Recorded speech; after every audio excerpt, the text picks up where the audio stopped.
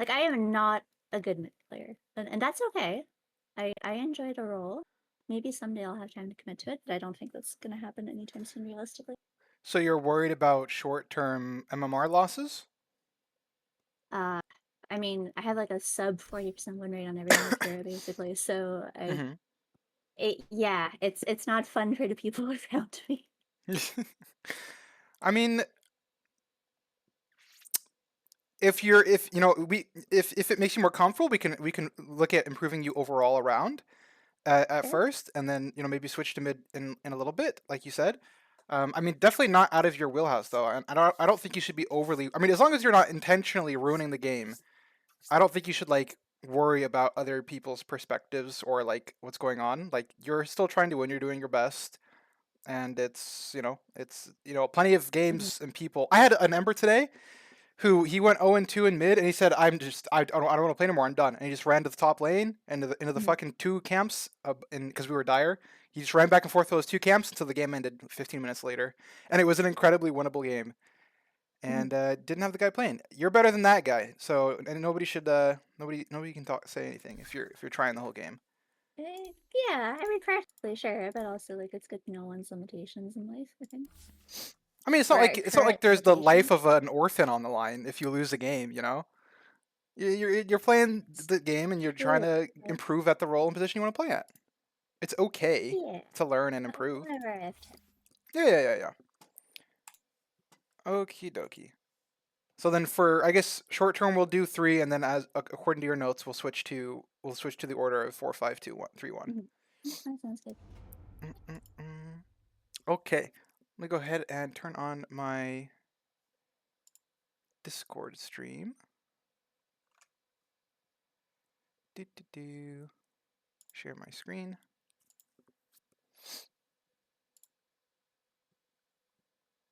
Yippee! Yippee Alright, ki let's see.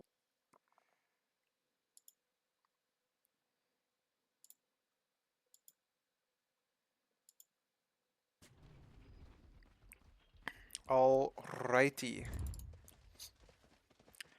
Oh I've my god, I noticed. love that set. That's a good one. I've noticed a lot these days with a lot of melees, skipping the quelling blade.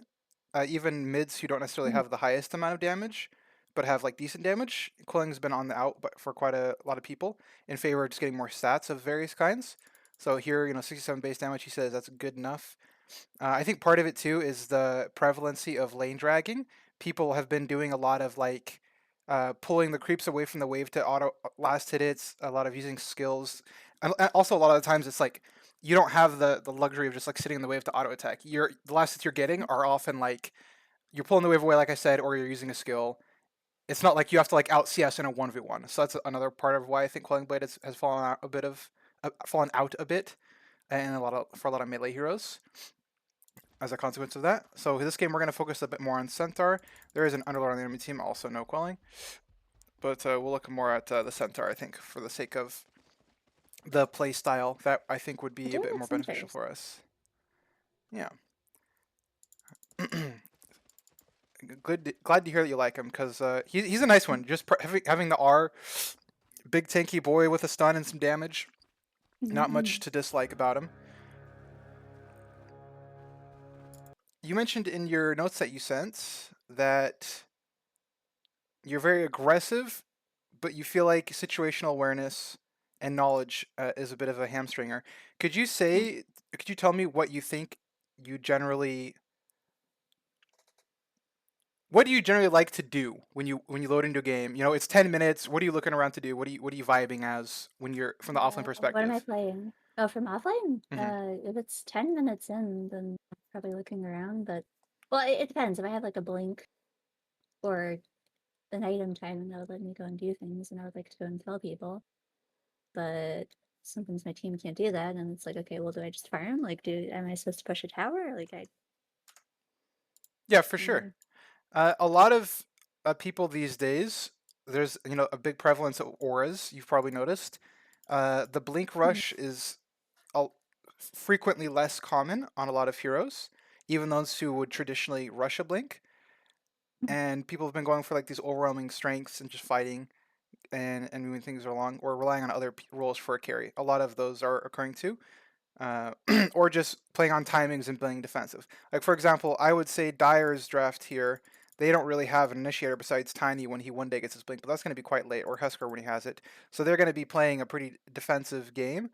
They're going to win their, try to win mid as hard as they can, and then play relatively defensively until they get their items up. They're playing for Tinker's power spikes. Huskar is going to have blink eggs, BKB stuff, Wind Ranger, whatnot. Actually, it's a Tinker support. I don't even know why I thought Wind Ranger was support. I'm old. Tinker support. That's actually really fun. Have you seen much Tinker support? I mean, I haven't played much in the past year, so. Yeah. Fair enough. So it's basically another like aura bot where sometimes they'll buy even bottle, but they'll get like holy lockets, glimmer, and they have like that huge CDR and their defense matrix, and then they have the healing robots. And so they're just like they stand their ground, they spam out their spells and their items really quickly, and they do, as I said before, that like really strong stand your ground playstyle. So that'll help defend their towers quite a bit too, while they play for whatever timing they're looking for on their other heroes. Mhm. And it's their way of compensating for not having as much initiation up until there's a blink on Tiny, or they have their blink on Huskar. They don't have like a puck or a Centaur that makes it easier. So instead, they're going to make sure their towers stay alive, and that they can stand their ground well when the Radiant inevitably goes after them.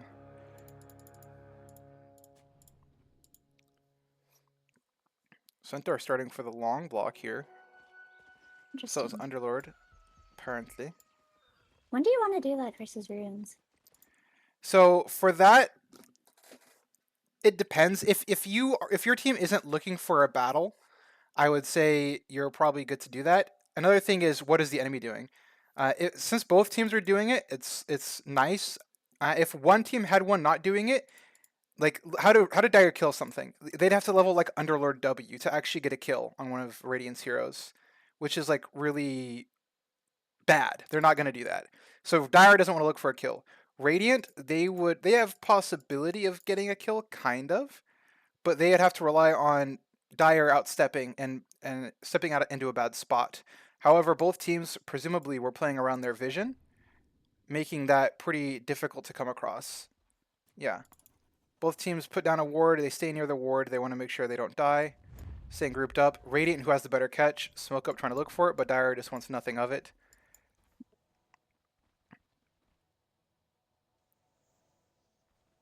Yeah, Dire, who doesn't have good level 1, they're just completely dodging the fight. And because they're dodging the fight so hard, it makes it even easier for like Underlord to make the decision to go block. And then for Centaur, my assumption is that they just don't need him to get the kill, or Mhm. that if there's going to be a level 1 skirmish, especially this ward is really, really nice. They see the Huskar here, so they know that there's probably no aggression that's going to be had in the early laning stage. They just want to get their 2 runes and chill. So I would say, in summary, it's like, are they needed for the fight? What's the lane, and are they realistically going to get one? Because in most of these professional games, there's not a level 1 skirmish. Most teams are just standing around. The team that knows they're weaker just hides, and the team that knows Mhm. they're stronger can't dive a tier 1 or find hidden heroes. So typically, level 1 fights aren't very popular. Smokes are just used to get information and to get good wards down a lot of the time. Yeah, that makes sense. They both go for the block. Radiant lets one go. Not sure if that's intentional or not. That has been a nice thing in the past, though. If Yeah, I indeed remember that. intentional, yeah, then the Mhm. wave just crashes your way a lot sooner because this dies really quick to Yeah. the 1v5. So that's like, in my mind, is the alternative to blocking their side, which is situationally good, where they block here and then it goes under their tower and then it shoves into you immediately. The downside to that is they have obviously a bunch of XP on you, and if you were able to get any denies, and they do, they're gonna have level 2 much sooner while you have a big wave. And also makes it difficult for you to help your support with contesting the camps, because if you have a wave crashing here, obviously you can't help your support unblock and block camps over here. So that's the downside of doing that level 1 crash. But if you have one of those situations where you have a really weak lane, like a Spirit Breaker plus something or what have you, and you don't really want to be battling in the lane, and you want to just have like a support with like boots or just cutting waves, it's like really, really nice because the waves meet over here, and then it's free drags. Because again, the carry also can't come over here to contest you when you pull the full wave. Versus like here, if you are here, the carry can help contest a little bit. But over here, if you're pulling waves, it's free. So that's like a decision about what type of block you want to do, how you want to mess with things going forward. It looks like Radiant went for an early. I'm assuming. Interesting. Let's actually watch. It looks like he's just helping him on the first wave like completely. Huh. That's interesting. Is this the thing that I've been missing? I mean, it might be an anti-Husker tech. Yeah. But I don't know. That's very odd. And he's coming back again. Yeah, I can't say I've ever seen that.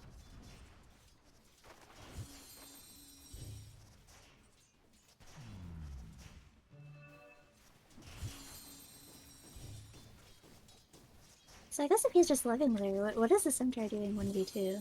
Yeah, we will. Is he just? Oh yeah, sorry. We will definitely go look at that. I'm sorry, I just want to see really quickly.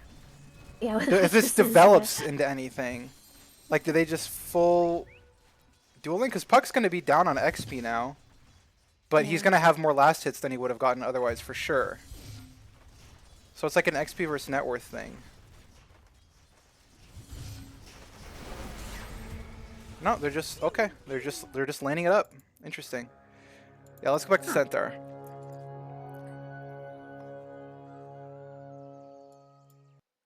I broke it. There we go. So that also, lends credence to why he didn't bother trying for that block.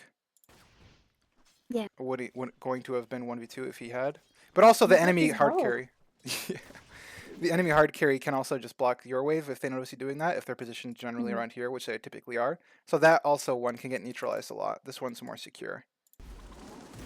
Of course, they just run at him 2v1 really easily. Yeah, this guy's sad. He levels return so he can have a little bit more trading power. But otherwise, he just kind of doesn't get much. He just has to get whatever XP he can. Ooh, gets a nice little cheeky last hit.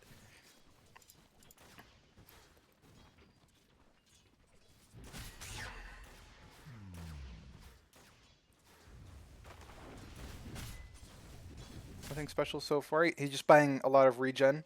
He bought another set of tangos and has his ring of protection that he knew he was going to need. Just kind of eating shit, as they say. Poor guy. Another thing he could have potentially tried to do is maybe the cut action, but that's pretty difficult to do when you're 1v2. And you don't have secure the waves, because then you have to like pull it like over here. You have to grab aggro here, hope they don't aggro here, and then pull the wave like way over here. And then you're like missing waves and shit. And it's like really awkward and weird doing that 1v2.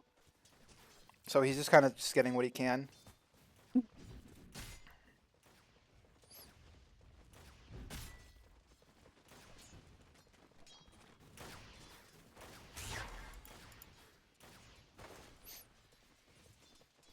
We'll watch at 1.5x. Also, I don't know if you know this, but I recommend 100% watching your replays at 1.5x or 2x even.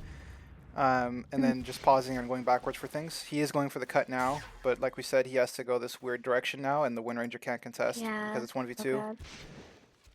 Ooh, the power shot hit. Oh, I think he's cut.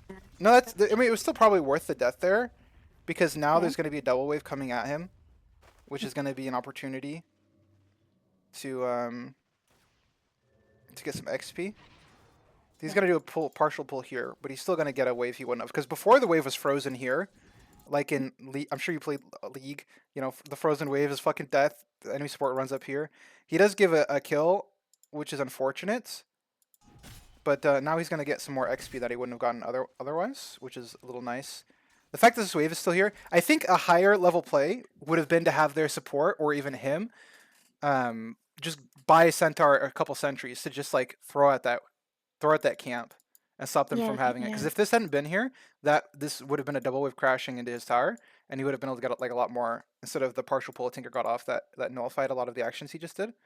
So I would say have them bringing some sentries up here would have been quite nice, assuming they have some in stock. They do.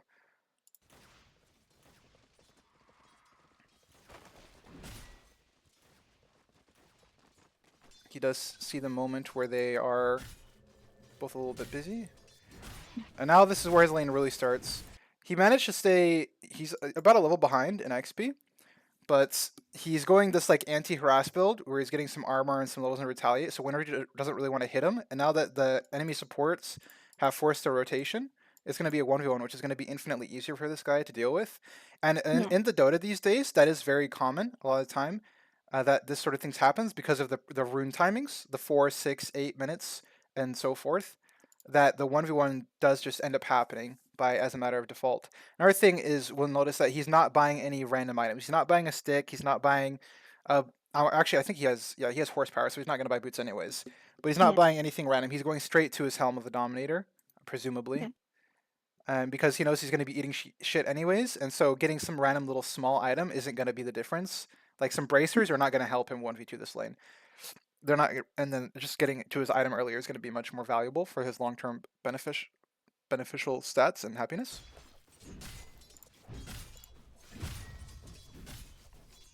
This is, I would say, too, a mistake from Dyer is leaving this camp alive. Simply blocking this would have kept Centaur being a little bit more unhappy, but this gives him possibilities in plays. It was a bit greedy with the Tinker. He even has some sentries. Maybe they came on Courier recently. But actually, no, because they would have been in his backpack because he just TP'd, so that he wouldn't have had a Courier waiting there. So he had some sentries in his backpack he didn't use to block the camp previously. So a bit of a misplay there, I would say. That gave the Centaur some bonus gold he wouldn't have had otherwise, but good for Centaur. Another reason I'm talking a lot about what they're doing to stop him, or what they should be doing to stop him, is because it lets you know what you're going to be facing too as you go into these against various levels of player. I would say in our area, it's really a toss-up whether or not that gets blocked or not. But you saw the idea of like he's going for double wave pulls to try to stack it. I mean, ideally he would have been able to just drag it around, but the power shot plus blood grenade just too fucking strong. But he went for it anyways to skew with the wave. I would say his first death was unfortunate, but you're in the situation where you're just gonna kind of tank deaths, a few deaths up here, and you're just gonna want to get as much as you can. It's just kind of the price of doing the dual mid, and it'd be better to have a few deaths and have enough XP to be useful, than have 0 deaths but be like level 2 at like 8 minutes into the game because you're playing that defensively. Mm-hmm.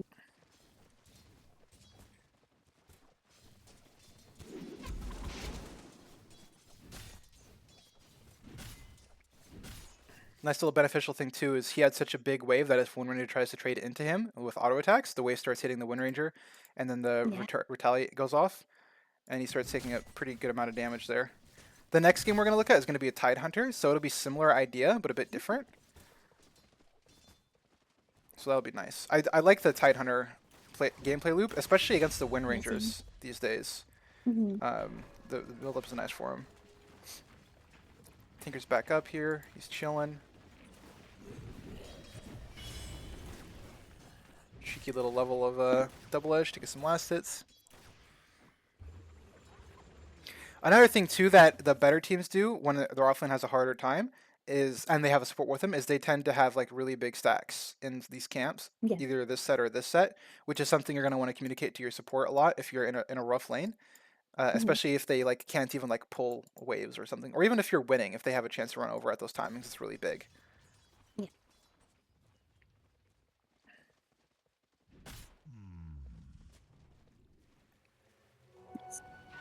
He went for the rune, so he's gonna miss the wave. I think that was he wasn't really. Oh, poor fucking guy. It's tragic.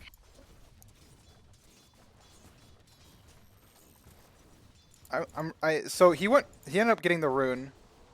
Yeah, that was like a quite shiny. yeah. I feel him on that. If he hadn't done anything there, it looks like the wave still would have crashed into him. I mean, he didn't do anything to any wave states. So that was just like wanted the wave, and they read where he was running, and they TP'd before he even shot on the wave, assuming he'd be there to go for the kill there. But I think that was a bit of a feed. Let's do the math really quick. 4 times 5, 200. and then 230. And then that's TP, split, bonus XP. Huskers game's pretty bad, so that's a lot of money to him specifically. Because you got to minus the gold for the TP and the time and the pressure on the map for doing it. Dyer was already feeling pretty pooed on.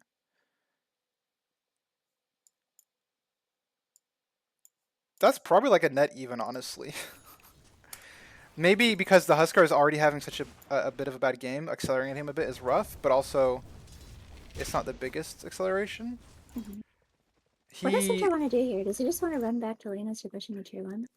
yeah, I mean, he doesn't TP because Tiny still hasn't shown and Husker still hasn't shown, Yeah. and the 7-minute rune's coming. So if he just TPs on a tower, odds are he'll get dived. Mhm. He wants to still get, the waves are king. You want to sack a lane completely in the worst case scenario. You almost always want to take. That's one of the things that Math tends to have the issue with, where he gives up on lanes too quickly, and then you lose a lot of pressure on the map, or a lot of space on the map as a result of it. Even like dying once or twice, if you're getting waves the whole time and keeping your tower alive, it can be worth it. His teammates have backed him up by now. His puck is here. I don't think they can fight this though with Wind Ranger having 6, but they maybe don't know where the rest of Radiant's heroes are. Yeah, they just have to end up giving it. So that's double them for that team.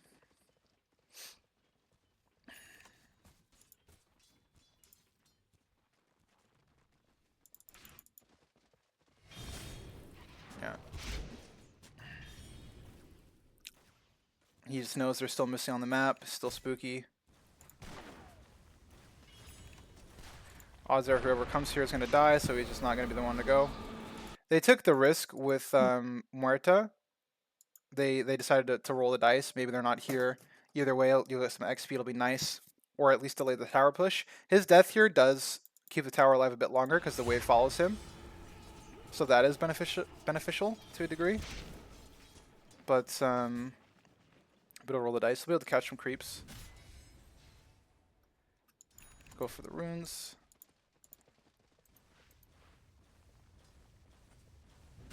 They have a nice little ward here they put down earlier. See a little bit, which is nice. This top tower, though, inevitably is looking like it's going to fall. Radiant's not really going to be able to do too much about it. I'd say if Puck were stronger, maybe they might have him come up here. Because with level 4 orb, you kill most of the wave, plus like a Muerta, they could probably defend with 2. But they instead opt to have Muerta go mid and Puck to do some jungling. Another thing too is that maybe they even want the tower to die, because when the tower gets killed early enough, it's a lot harder for Radiant to invade, because standing or keeping away when it gets shoved into you, it's really easy to like mess with them here on the Radiant. Like it's really easy to mess with the Centaur here, but it's much harder to mess with them down here, especially with when like Ford's alive. If you try to dive and you get like Forded and a Puck TPs, that can be a really dangerous tool to deal with. So it gets the wave here, and your offlane gets a bit more farm. So sometimes it can be even a negative thing to take the tower too early. I'd say for them, they're fine with it because of the draft they have. They have pretty good wave clearing camps and stacks, and they want to do a lot of pressure with their Husker, who's probably going to have Armlet soon. So this top push is going to translate into farming their way towards other buildings and get all the tier 1s relatively early with their Husker Armlet timing, and then they're going to be able to pressure them out quite a bit. Also, whenever I'm talking, or if you ever want to go back to a point or talk about or ask about something in particular, feel free to cut me off at any point. Oh, yeah, I'll mention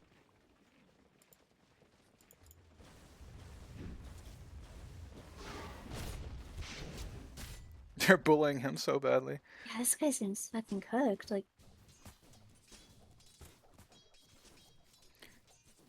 That's the trade, because Muerta with Centaur, that lane wouldn't have been too bad. He would have gotten some like decent farm, and it would have been okay. But they decided that helping the Puck and slowing down the Huskers game was worth more than that. Whether or not that was the correct decision, we'll see. Because Centaur with his ult is still going to be like relatively useful, and then the Helm of the Dominator will help him catch up a bit. I don't know if you know what that does right now. Is it not still the taking the group? It's like mini Midas though as well, where Oh, dominated units bounty really? is set to 100 gold. Oh shit. So when you Okay. like, sorry, 50% of the gold and 50%, XP not, to the yeah, dominator. yeah. Oh, I see. Interesting. They get 100 gold. It's 50% of the gold XP when you dominate a creep. So you just run Huh. around and you dominate big creeps, and Yeah. you're getting like mini Midases every 45 seconds off of the Okay, damn, camp. alright. So a lot of people have been buying it. Also, the stats aren't bad. You get like just some stats across the board, some Mm-hmm. armor, some HP. Yeah. You pretty much never see a Helm of the Overlord, the full one, but Helm of the Dominator is relatively common these days. Mm-hmm. Oh my god. Yeah, not much you can do about that one. He almost had a Helm Dom though, so that's nice. Feels bad, Yeah. but he's just gonna keep on going on.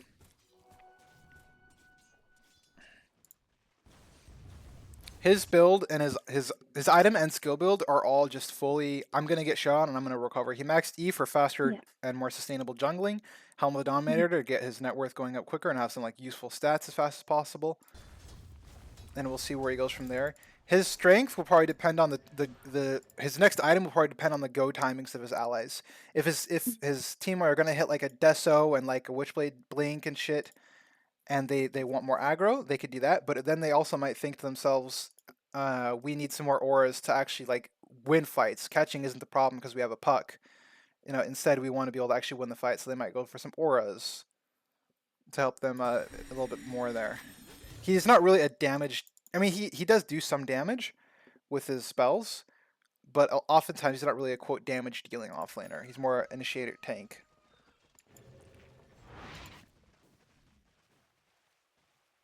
He's gonna drag this over to the camp over here, which is fairly common when you have Oh. spells like return. Yeah. Tidehunters do the same. Largo with his W, yada yada. Mm-hmm. Beastmaster. And now he goes. Also, something that you'll see some people who are high school do is they'll do wave manipulation with the creeps. In this Yeah. case, he's dragging the wave over to where he wants it, which happens to be the exact same path. But sometimes, like if they're making a rotation, they might drag the wave and like stack a double wave instead, or they might grab the wave and pull it some other random location to give it to their teammates if they are not going to be in position to farm it. Okay. He's even running it around, in case they need a stun. And then as soon as it's up, he casts it again, grabs a little Centaur, his little brother, long lost cousin. Wind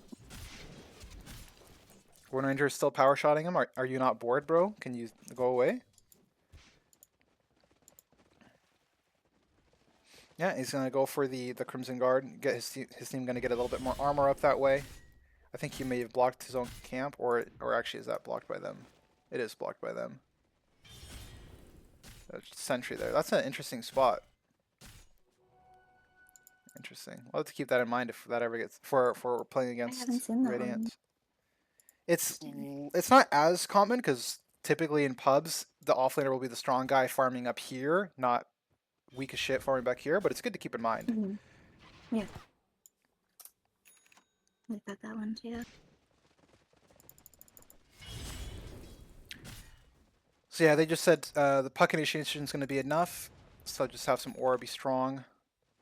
Help us be strong. And he's just slowly farming it up. His team's going to give him as much space as they can. They may have given top tower, but they defended their mid and bot religiously as much as they can. Looks like Dyer's making concerted movement here on their Uskar armlet timer, which is probably going to signify when they lose this tower now. One of the biggest things you'll see is, as a difference between higher and lower level players too, is when a play is bad, even if it feels bad to let it happen, they just go, They're not going to TP to defend somebody. They're not going to try to defend a tower that's bad or a rush that's bad. They will get as much farm on the map as they can, and they will move on. Yeah. Even if they slowly are losing, it gives more opportunities than taking a bad fight, Yeah, for sure. Which, ironically, I'm better at doing in pubs and worse at doing in our matches. Or at least making the call. Well, I mean, I know, like, the last couple I guess nights... it's high stakes, yeah. I guess the last couple of nights I've been like, he's dead, leave him. I've been saying pretty well. Yeah. Hmm. But earlier on in our matches, I was like, my friends, no, I don't want to let my friends die. Save a puppy syndrome. Yeah. He's gonna. Well, I guess he thinks they're gonna battle soon, so he didn't dominate the Mud Golem. He kept the Centaur. Yeah, it's a good one. Oh no. No. Not the cousin. No. Still not dominating the creep. I don't know if he realized it's dead or. Well, no, he obviously knows it's dead. I don't know why he didn't dominate the creep there. That seems like a misplay. Another thing you can do too with Helm, which is pretty high level, is you can stack your own counts with it. Yeah. As well. Something you don't see often enough. If you It's nice to have another guy running around the map for you. Yes, vision, dragging waves. Yeah. A lot of it is just like to your imagination's the limits, and is often underutilized. That's another big thing about Dota, which is where is I'm a big emphasizer of. Actively thinking is like some game-winning shit, you know, and then communicating that to others, which is why like I'm so grateful when you're like, hey, what should we be doing, Bersatus? Even being that guy is strong on a team. Getting your guys to think about what should be going on. Makes me like an English teacher, like prompting children for essays. Yeah. So here we have Radiant looking for fight. I assume, yeah, they have Klingstesso, though he's not here yet. I assume he'll gate shortly. I'm surprised the timing of this is a little weird, unless they're trying to bait them into a fight. Dire should know that Radiant's not really going to commit as soon as they show Klinks on the bot wave.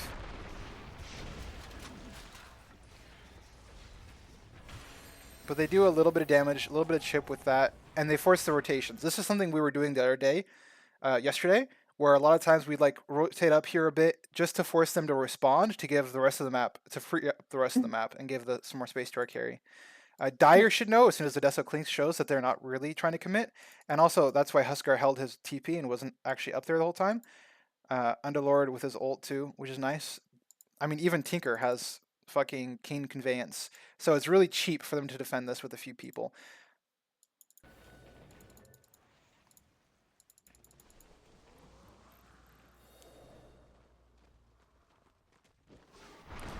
At this point too, it's really nice with Muerta.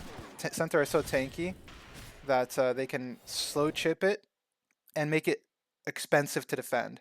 Because Klinks isn't coming, and these three are hard to stop without big committal, because they have the dead shot if Wind Ranger tries to run in and ult something, and Centaur is at this point really tanky. If they bring 5, they can absolutely still get this, but depending on Puck's positioning at the time, it can be like good or bad. Because if the Dire does a full committal, if Radiant plays it properly, it's possible to get like a trade kill, and then Klinks and Puck should also be getting like net worth at the same time on the map by farming, and then also Pink potentially showing up to a play. I'd say there is a chance Radiant says, or Dire does come to defend this, and in the absolute worst case, if they time it right, they might even be able to get off an ulti TP. Because otherwise they have no, like, they have to use their CC to actually do the damage, right? So their initiating CC is going to be like Shackle Shot or something. Then they have Avalanche Toss. Once they use those tools, especially on the Centaur, who's like hard to do it on, it's like, what do? Like, if this Oracle just presses spells on them, they rotate 5 heroes, they get like 1 kill, because they can only really reasonably kill 1 guy, and then the rest TP out or run away. Yeah. In a world where everybody's positioned properly. So it can be considered cheaper to just let them take it slowly.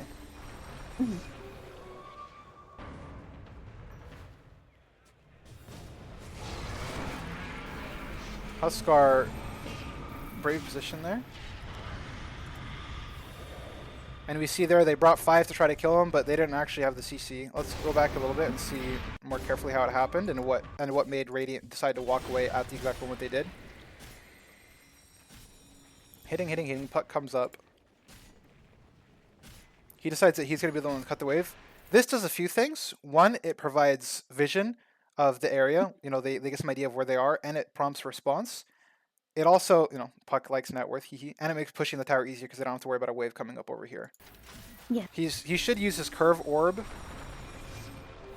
in such a way to give vision. I would say it would have been potentially better to curve it to the left and get a bit more vision on the left side. Either way, though, they get some vision. They jump back. He pops the invis rune because he doesn't know where Huskar is at that point. So if he gets jumped immediately after, it's spooky. When they notice that they're actually trying to go on him, they walk back a bit. Because let's say they get jumped on the left when that happens here, it's hard to back each other up on the groups. Yeah. I'd say Oracle's positioning here is a bit greedy. He's Yeah, trying to yeah. be too close to the Puck. Puck is sitting on the high ground with a sentry, so he shouldn't really be in much danger. But so they do use Stampede for it. They drop the spells. And everybody just walks away. This whole time too, Clinks is farming. So Radiant successfully baited Dire into defending with 5 heroes, and they still lost the tower anyways at the end of the day. Didn't even get the deny. So what does Centaur want to do at this point? Like they backed out of a fight. Is he just farming triangle? Yeah, he's still farming. A lot of with this playstyle is going to be with the Centaurs is he's not really a damage dealer. A lot of the times when you are playing off lane, especially with auras being prevalent, there's a lot of Centaurs or Underlords, you know, just people who want to build the whatchamacallit. Can I not access that? Who want to build the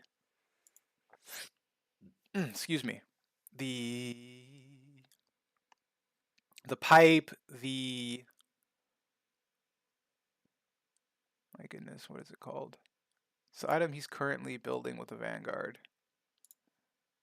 The Crimson Guard, etc. and so forth. A lot of them, like if his catch is not useful without blink, and if he has a blink and they are in position to fight, they don't have the damage to capitalize on it. Right now against this Tinker and Huskar, and then this guy who, yeah, I was gonna say presumably building auras.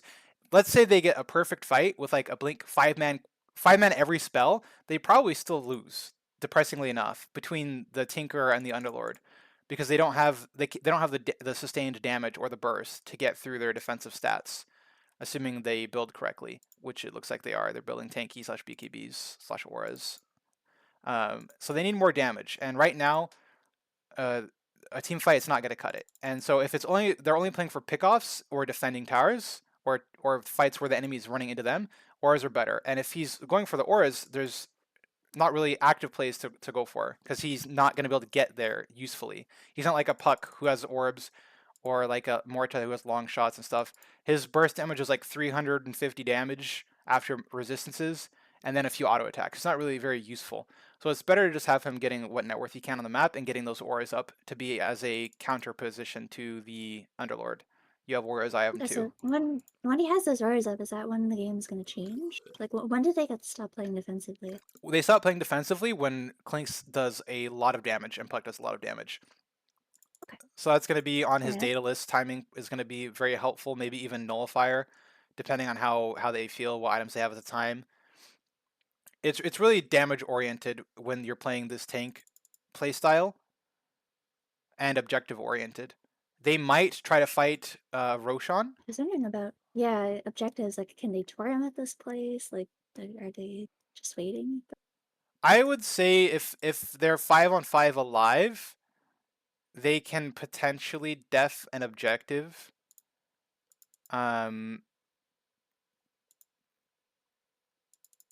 The real question though is like, are they going to?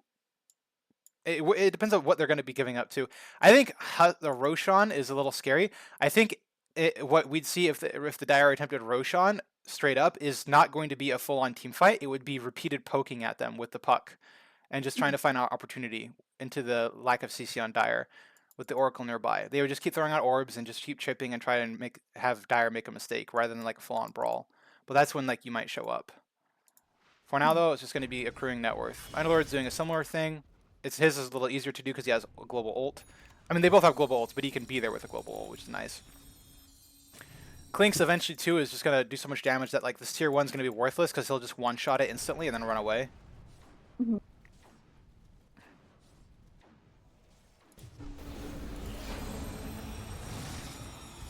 He got the wind run off, then it gets purged.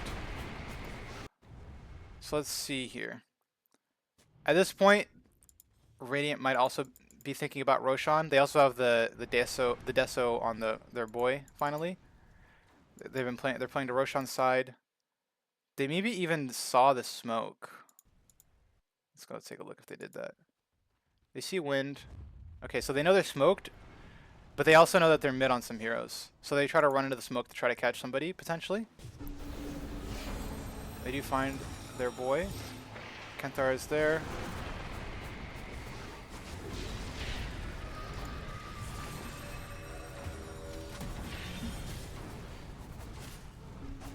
Oh, the toggle. Feels bad.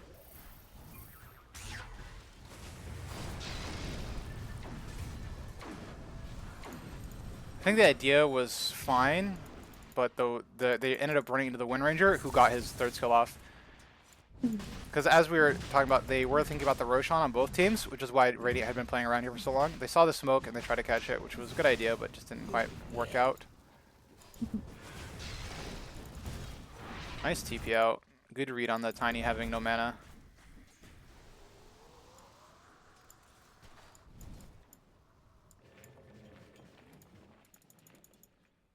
What? I guess camps are respawning.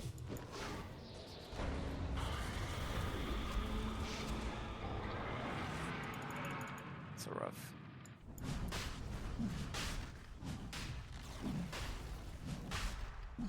And then back to farming. They can't really contest with Puck being dead. Dire took their sweet time with getting the objective done. They did some running around looking for kills, but eventually they complete it.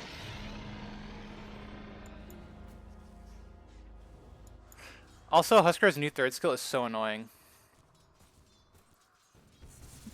I don't know if you know much about it.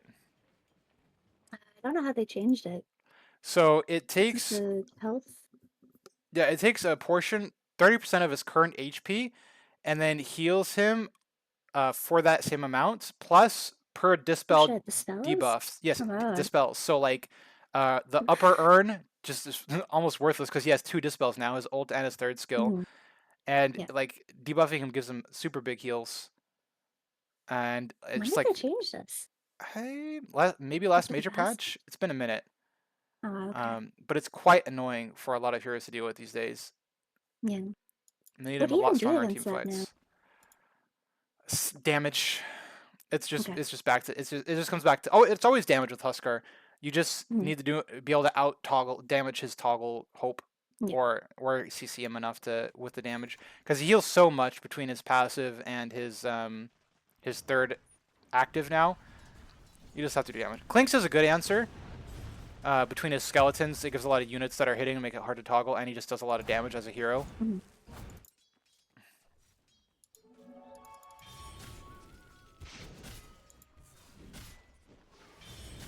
Looking for his blink now. He'll probably have his blink around the timing of the Daedalus, which is, like we said before, that's their big damage spike, and when they're going to be a bit more ready to fight and look for battles. Big find. Dire or Huskar really ruining right there with that play. But Centaur farming it up. He's vibing. He's being a good boy. He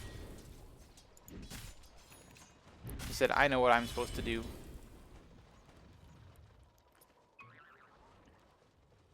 So when does he want to play with his team versus whatever it is that he's doing?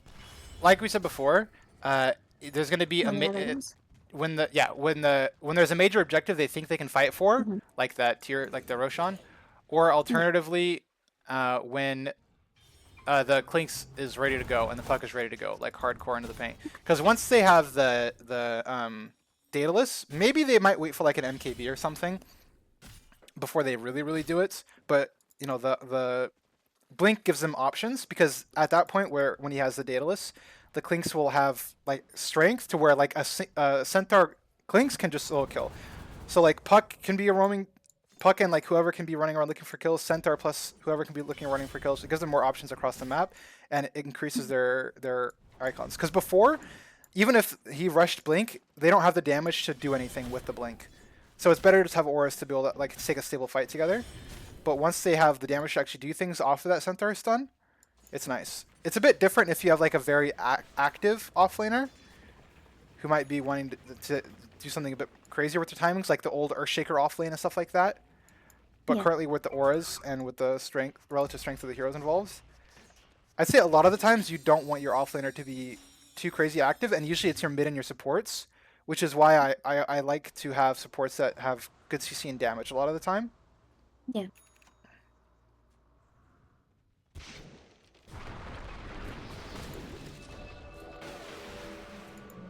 And they used all their CC, didn't they? He probably could have survived TPing, actually, on Oracle. Maybe just barely. He has the plants. If he used that, definitely.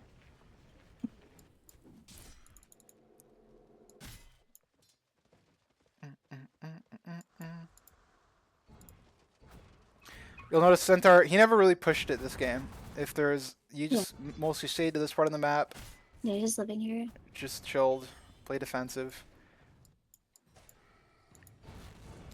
A big part of these two is your ability to read the map and where the enemy is, and your team's ability to force the enemy to show up on the screen. A lot of the times, like in that game we played last night, you aren't necessarily going to be able to make a big play, but you can at least give your teammates space to farm by showing up in weird spots. Like for Puck, their ability to do that is like being in weird spots. I mean, it's harder now that there's like Blink on Tiny and all that, but they have to have, and there's like Blink on Huskar, because like a Tiny Huskar can kill the Puck for sure if he's by himself. But pre that, and then like also just like if the Oracle's running with him, because that's, if you notice, that's what they did. The Puck was out there creating space, shoving waves, being in weird spots, getting vision, and Oracle's with him. Yeah. So in the worst case, Oracle is the one who dies while Puck is getting net worth. They're playing in the aggressive positions and giving the Centaur time to farm. This is like the defensive version of like playing the map aggressively. Mhm. A big thing too is that they made sure to get those towers down, even if it was hard. Even if you have to throw a bit of life at them sometimes, it's just really important to get these towers down because it really opens up the map for you. Which is why Shaman was nice for us too. We could just run on snakes, even if it took like 3 sets of snakes. We were able to get there eventually. Oh, he has flare. Warp flare. And again, Radiant's running around, but the Dire shows up on a lot of people, which opens up the rest of the map, and they only lose the support. I mean, that being said, Dire is still getting access to more of the map because they have so much global ability.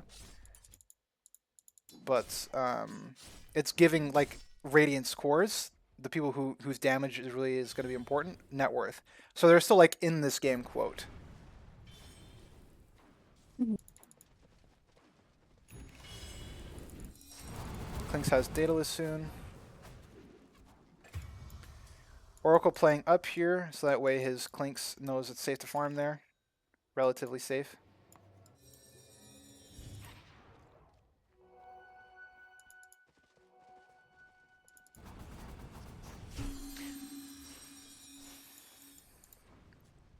Oh, I should speed it up. So it's probably going to get a bit more exciting again shortly for the Centaur gameplay. Now let's talk about what he wants to do in team fights. So as you said before, he's going to be wanting to set up his damage, which is the whole reason he felt comfortable buying a Blink Dagger now, is Clinks does damage. He wants to make sure the Clinks is strong.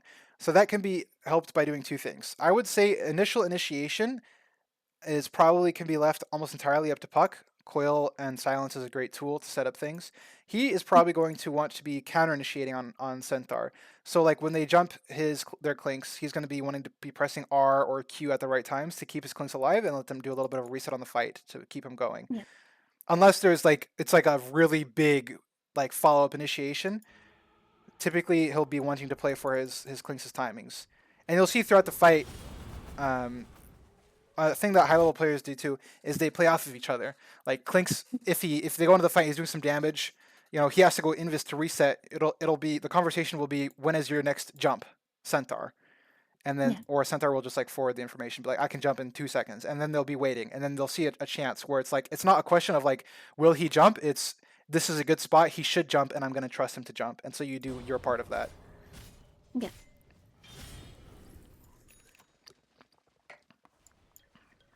So now that they have the data list, yeah, the MKB is next, like we were saying for the Wind Ranger.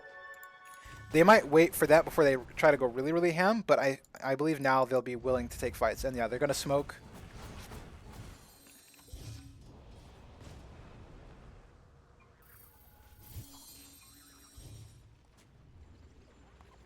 They know Roche can't be alive.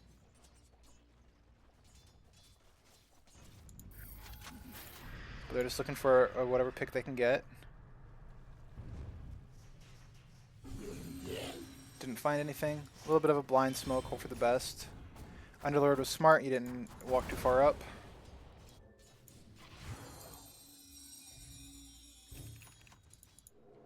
They actually re-smoke and go for the wind. Nice catch, or nice read. So he tried really hard to get a catch using 2 smokes with the newly purchased Blink Dagger. Thyre dodges though. Good read. They should have a general idea of what his timing is going to be for the Blink Dagger as well. Especially like if the puck stops and whoever stops randomly shoving waves and suddenly the map's empty, you're like, okay, they're looking for something.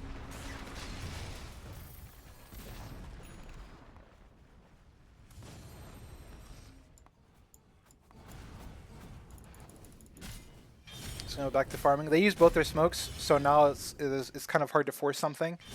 Well, I mean, maybe they have a third, but they probably won't use it even if they do. Yeah, having one. Oh, they have 2 actually. Having those backups, because their sports have probably been buying smokes since the start of the game to make sure they're constantly restocking, saving them for when it's useful, which is good. There's some games where I put support where I have like 6 smokes, no joke, because it's just like that passive of a team for whatever reason, and then you just have so many. But it's nice. Dire, as you can see, is playing a lot more groups now that they have the blink, and it's Dire's turn to look for a little play. Oracle is getting some nice cheeky farms. It's not bad for him to die. It does give control of Roshan though, actually. Was that... Let me see what the map says. Roshan is alive. Okay, so they actually knew Roshan was alive. So I'm surprised. Radiant must not want to fight Roshan at all, even if there was no pickoff, if they let that happen. And it looks like they're going to be pressuring a little bit on the other side of the map instead. Oh, wow.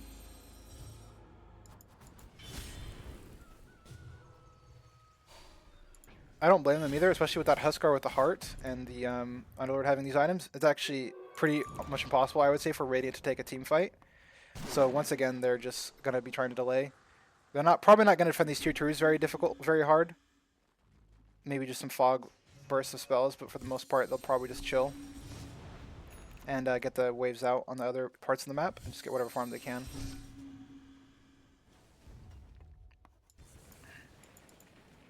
With this Huskar having heart, it's going to be really easy for them to push down towers. He can just sit there and just hit it. And Centaur is still farming. He ends up going for a Lotus. That is an interesting choice. Let's see. I guess you can purge the root, I suppose. You can purchase silence. I guess it's not just for clanks. I'm not sure. I mean, Lotus is like one of those items right now where it's like people just buy it. Let's. What do you think? Is there anything better than Lotus here, or do you think that's the buy? I can't think of anything else. Let's do this BKB, but I don't know if that's necessarily better. No, definitely not a BKB. He doesn't need that. A Lotus would function better than one at that point because you could just purge the silence, which is the main reason you need one, or the root. Is It's there not. anything else? Maybe Shiva's. Okay. Some Is Shroud anti-heal ever aura. relevant? I don't know. No, That's that something item's people buy dead. nowadays. It's dead? Aw, I liked it. It's fully That's a dead. I mean, shame. maybe Timber / Bristle, Okay, yeah. maybe, but it only gives mana resistance and mana at this point, and that's just not really a lot. I think before, did it give HP before as well? I can't I recall. genuinely don't remember at this point. Yeah, but at this point, it's just pretty much dead. I think it's been like 2 years since I bought one. Hmm. That was unfortunate. Yeah, I think maybe a Shiva's could have been the alternative. Hmm? I'm surprised he's even going for the BKB, to be honest, but we shall see whether that will be useful or not. That's the nice thing too about replays is like you can, when they make a decision, first of all, we should never go into You the can to advise the that, yeah. yeah, we should never go into it with the assumption that everything they do is going to be 100% correct always. Mhm. And it's nice that we can actually see how it will end up playing out. Klinks ends up getting caught, which is unfortunate. And Centaur goes shove out waves. You know, they got to pick off, and they're grouped up. Pretty straightforward to want to do that. Were they just going for Tormentor on Radiant? And they just... Yeah, it looks like they made a call to try to go for Tormentor. But then they got rolled on by the Underlord Ags.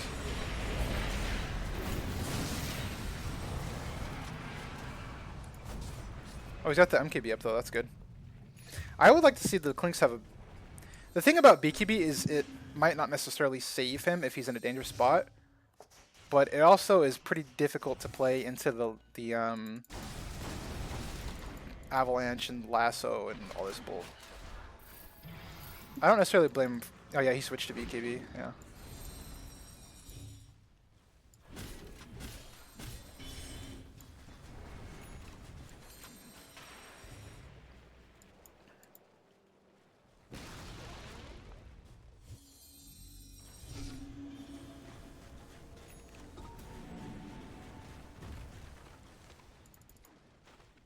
Everybody's alive.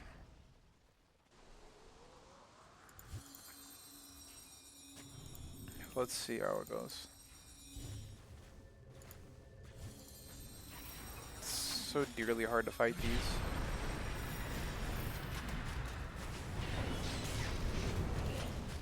Was that a good use of Underlord Portal there? Did they have vision? I can't really tell what was going on. Okay, so all they saw was an orb. Mhm. Okay, so they tried to... Wait, is that all they saw? No, they saw Muerta. I would say yes. Because he's already here at the fight itself. He's not using... He doesn't need it for the gate mechanic itself. So if they're able to get a pickoff, it secures their high ground, which is quite nice. Oh, okay. I would say the follow-up reaction so far has not been good. From Radiant. Centaur jumped poorly. He shouldn't have been jumping the Tiny because his damage is way over here. He needs to be paying attention more to this guy. And indeed... How does he know who he wants to jump? Is this still an angle of trying to make it open for Klinks? well, yeah, that's exactly what the angle is. He does no damage on Centaur. He is solely a CC keep my teammates alive bot. He should be playing around what Klinks can hit. The puck was able to do so a bit, but I don't know. Yeah, if he had been watching more on the Klinks, they might have been able to focus this guy more. But now instead what's happened is Centaur is going to probably die here, and now he's going to be dead. And I doubt Wind Ranger dies because they have the Glimmer and the Defense Matrix and the Warp Flare. So now instead of like a potential good fight, the Centaur is dead. Klinks is probably overextended now. He might also potentially die, depending on... Maybe he might barely live if he runs away now. Yeah, he ran away right there. He realized it wasn't going to happen. Oh, Oracle's alive, so he actually lives on Centaur.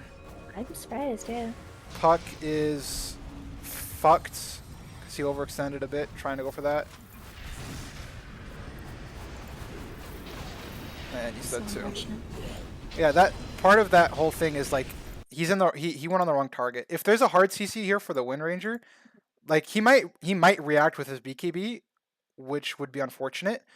But at that point, you're trading BKB for that's pretty much it. And then the enemy is like jumping in and being weird, and like maybe something cool happens. That you could also make the argument that maybe Wind Ranger only ran up because Centaur jumped over here. That being said, the puck was still missing, so that was still a bold play. So maybe not even. Maybe he just trusted his hands for his BKB. But it was just there's no argument for him jumping over here by himself, I think. I have a because his completely damage is there. unrelated question. Sure. Parasma and Revenant's Brooch, when are those relevant? Parasma is one of those items that you only see on like Puck. I'd I never can't fucking even see it, yeah. think is like Storm sometimes too will buy it. It I think just that's feels pretty much incredibly it. niche, and I'm not sure when it's appropriate. Yeah, I mean it's part of the issue is there's just usually a better item. Mhm. Whereas for Puck, Puck really likes that additional low cooldown damage tool and Yeah. needs right click.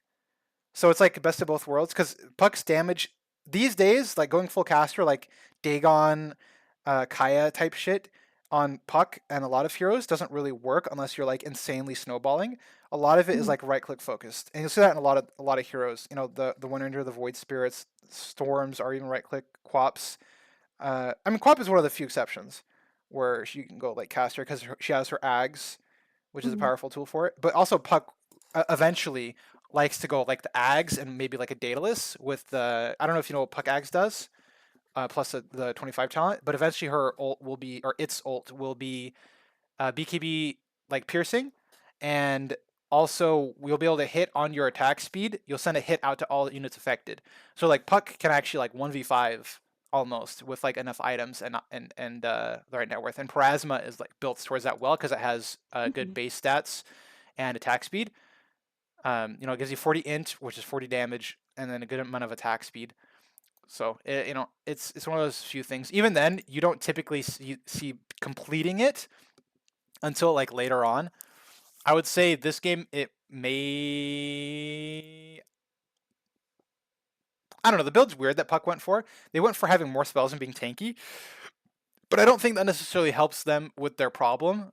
They don't need more rotations because they don't win a long fight. They need to be able to burst people out like faster than the Tinker can keep them alive with his defense matrix and all this stuff. They don't want a long extended fight with multiple spell rotations. They want to like burst people. So I think Puck's build was a bit wrong. It's also easy to say that when you're watching it by yourself and chilling. Mhm. And also depends on what you want. Maybe you don't. Maybe that's just what you play for. You because they're also playing around Clinks' damage a lot. He does have an ice queued up, so he does want to do damage eventually. But maybe they're just playing fully for the Clinks damage, though they didn't execute it very well that time. So I'd say Centaur jumped the wrong guy. Ironically, though, the only person alive. He's gonna go farm. Not much else to do there, and Radiant call it. That was pretty much their last chance. The call. Let me remember. Did Clinks have MKB when they gave Roche? Not quite. Okay, no MKB. The fact that they got that Roche off just before MKB is pretty big. If Clinks has had MKB, I think I could definitely see Radiant attempting that fight. But it's hard before it for sure. This Husker and Underlord Aura and Tinker combination is just like really difficult to play into. So that's the same game. Summary of Centaur. He just kind of got shat on. He kept his head down and farmed, and he didn't Mhm. show up extraneously to fights until his teammates were actually ready to battle for a big group setting. And that's what you'll tend to see a lot, even if you're like winning when you're playing the oppressive offlaners. Is they're just gonna farm in your face and be annoying, depending on their hero. Like you know Yeah. the beasts and the brewmasters, where it's like ganking them either feels extremely dangerous or a waste of your time because if they have a ward when you're going in, like you're cooked, or like if you're too, Mhm. you can't go up there solo, so you have to like make concerted movements. But in this game, he was pretty cooked. He was behind, and I assume that that may be what we are going to be dealing with a lot is a behind offlaner, because we tend to put more emphasis on well, just because we tend to lose side lanes in general, but also we try to like run around with the mid laner a lot too, which is Mhm. to try to create space and tempo on the map. Um, okay, any questions about this game? Not right now. Not about this game specifically. Okie dokie. Any questions in general then? Not yet. Okie Not dokie. currently. And we will. This is the wrong one. We will go ahead and look at the last game. Yippee! Hmm. Mm-mm-mm-mm-mm-mm-mm.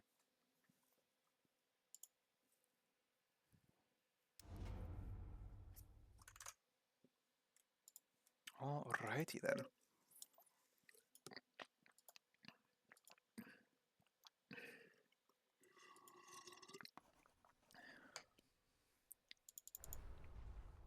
Again, no Quelling Blade. Pretty much everybody.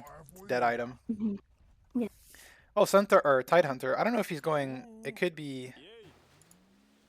No, it's not. He's probably doing the Tranquil trick, which will be fun to watch. This one gives me fucking pain to witness. I am I don't know if unfamiliar you with it. know. Yeah, so they'll buy Tranquil boots and then Yeah. chain disassemble it, Oh. so that Oh way my. they get the regen when they're not like, but not have that I item don't think you permanently. could disassemble drinks. You can disassemble it up until it gets canceled.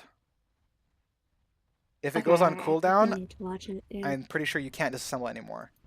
What the fuck? So they only do it when they're like in the trees between waves. Oh my god. Okay. Yeah. Alright. I mean, the alternative is maybe he'll keep it and go for Boots of Bearing. Mm-hmm. But even then, it's still useful to do that strategy because then you don't have to wait for the 3-second cooldown if you're fast enough. Is it 3 Yeah. when you get hit? No, it's 13. Sorry, you don't have to wait for the 13-second 13. cooldown. I knew there was a 3 in there somewhere. Technically, yeah. Technically, you're not wrong. There was a 3. True. Even though the number was quite a bit off. All right. Doing a big block again, I see. Yes. We'll see if who was match details. We watched Yandex's offlaner last time, so now we're gonna watch Liquid's offlaner. Didn't you intern for Liquid? Yeah, I worked for Liquid for a while. Cool, cool, cool. Good bunch. All right, we'll slow it down for the lane. This one's gonna be an actual 2 versus 2. No Huskar to try to mess with. I want to see if Gush was leveled because there was a fight or because I just wanted it for lane. No, just for lane. Interesting. Let's go back a bit.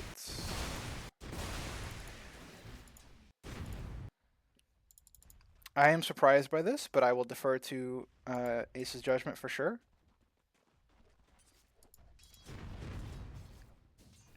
I mean, it can be nice depending on the lane to secure like range creep, but the fact that he used it on the Luna, maybe it's because he pulled an audible because she was tanking creeps and she was like, this is my chance to like do some damage.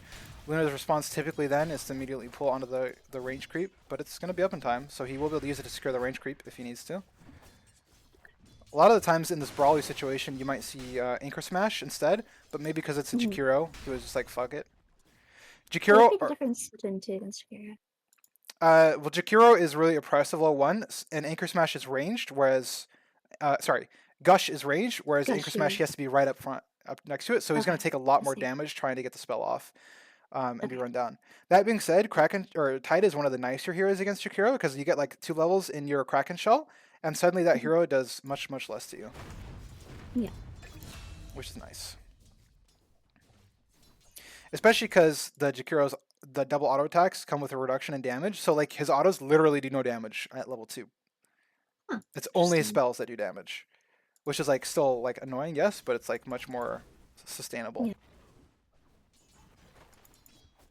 Because it's going to be 35 damage and 35 block, plus I assume it's like additive with like default melee block. Though I'm not certain. So we'll Gush for the range creep again. Okay, so yeah, this Gush is making a lot of sense. Tiny gonna drag a wave. The classic, I'm against Luna Jakiro. End my suffering. He's only able to pull under the tower, which is a little unfortunate. Ideally, you can deny creeps a bit. Okay. Depending on what you're looking for. Though there is some merit to be said for the fact that they now have a double wave. Though I doubt they'll be able to do much with it. Yeah, and Tiny's just gonna go drag again. And Jakiro's not gonna bother messing with him. He's just gonna try and make the Tidehunter miss out as much of this wave as he can. Luna, I imagine, will either try to connect the waves or maybe pull it to neutral camp. Then this one, I mean. We'll see. Jakiro can... Oh, yeah. He can pull off this because this wasn't blocked. He tried to stun him here blindly, but he didn't read it right. So now he's got the pull. Even then, though, that still does, like, make it weird. All this that they're doing is, like, they're still getting plenty of XP on the Tidehunter, which is, like, the biggest thing. Yeah. Like if they just try to stay in the lane 2v2, like there'd probably be some deaths. They'd be losing shit. But like making it weird, even if you don't get all the last hits, helps a lot. It also makes it a little bit harder for Luna to last hit.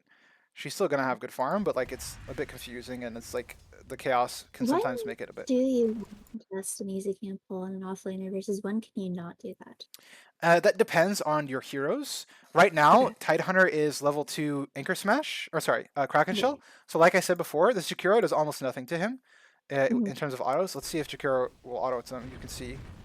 So only the damage from Yeah, Liquid that's nothing Fire did she's anything, and between okay. the Bracer and the Ring of Regen and the Tangos, he'll be fine. Uh, Okay, so um, in a world where this would be a Centaur instead of a Tidehunter, I'm guessing this would not be an option, or he has backup in the form of a tiny, so they can poke at it a Mhm. bit. It's the other thing to pay attention to is like one, the Jakiro is much weaker against them, and two, the Yeah, Luna is busy last hitting under tower during most of this. Now this yeah, it's she's true. dealing with the last creep, so she'll be able to come over. So I imagine they might be a little forced off of it at this point, and Mhm. you'll see him walk away. But still, the camp is dead, which is nice. But he does have to give ground now. Now that the Luna is Yeah. done last hitting under tower, and Tiny's probably gonna go for the plant over here now. Jakiro can't really beat him in a 1v1, so he's just taking the chance to do a nice little trade. Oh, big damage. Big damage! Tiny getting some solo XP over here, which is nice. We'll have some toss-up soon.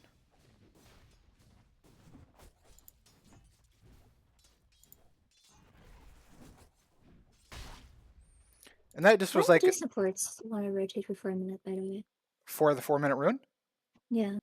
That depends on, um, like, do you mean like at all or what timing in the game? Yeah, at all. So at all is going to be a lot of it is like what you think the enemy is going to be doing and what is Mhm. necessary. In this matchup, Invoker does not care about runes Yeah, it's true. whatsoever. He's just going to send a Forge Spirit at it, if anything, to try to deny it if the Forge Spirit doesn't go. So if the enemy Mhm. support doesn't go, I would say, their support probably won't go. If they're playing against somebody really oppressive like a Monkey King or Huskar with boots, who's just gonna follow them around no matter what rune they go to and just fuck them, maybe they'll consider going just to try to secure them that. But more Mhm. likely they'll just leave them to their devices and say, "Sorry, bro, you're screwed. We'll play for you later." But in a Okay. situation like this where Yeah, and focus your love in here, it's an yeah. invoker, yeah, it's like there's not much interest, especially because invoker doesn't physically need to go there, so it's not even one of Yeah. those things where like you can just surprise gank him. Whereas Void Spirit has Simulate and Q, so unless he's like not paying attention or to the rotation of the enemy sup, he also can't die. So both offlaners or both mid laners are really hard to kill, and they're relatively hard to deny. So I would say Radiant supports are the more likely ones to go if they want to deny the bottle refill. And then if Radiant supports go to deny the bottle refill, then Dire supports should go to match it. Because mid is a Mhm. fairly even matchup. I'd say Void Spirit even has a bit of an advantage. And so denying him runes is a way that his team could make it easier for Invoker and would be like lane winning for him. So I'd say Mhm. Dire supports would only want to go if Radiant supports are going to go in this game. Okay.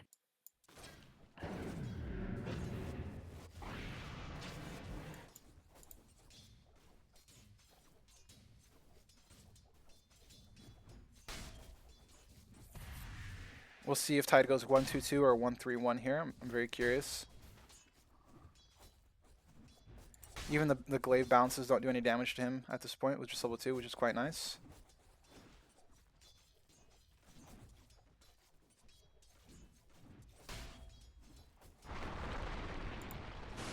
We're going to go for a kill here. Nice. The reverse kill attempt. Oh, this Luna has to be careful. She's getting baited.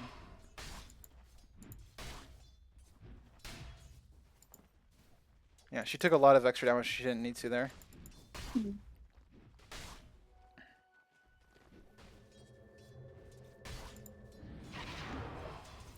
Good little kill. Gush is like a surprisingly strong skill in the early game. Yep. The negative armor and the Seeing that. slow is quite nice. Even just like early level when he used it on the Luna, and she took a lot of damage just like from the creeps hitting her at the same time, and the Gush itself was Mhm. nice.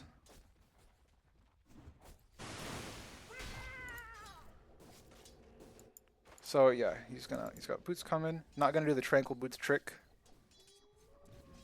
Looks like it was just a casual ring of regen for now. Maybe he'll go into like a pipe or something later. Now at this point, it's pretty much just a base damage war. I mean, Luna probably has more, yeah, by a little bit, only a bit though.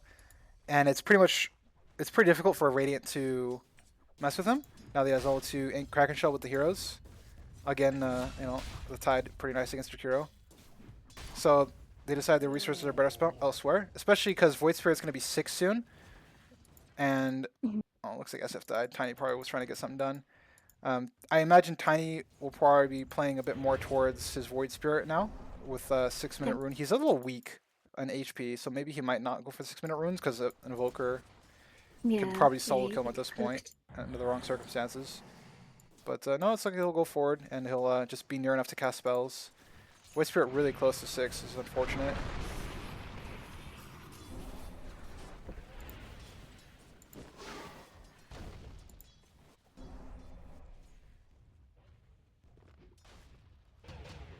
Oh, get owned.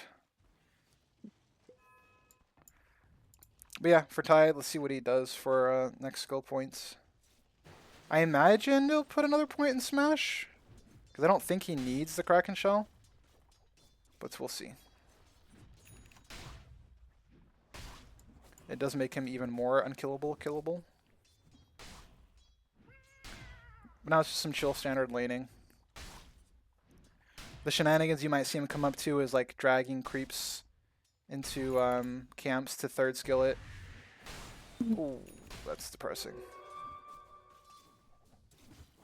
Gonna go for the thingy over there. The Wisdom Shrine.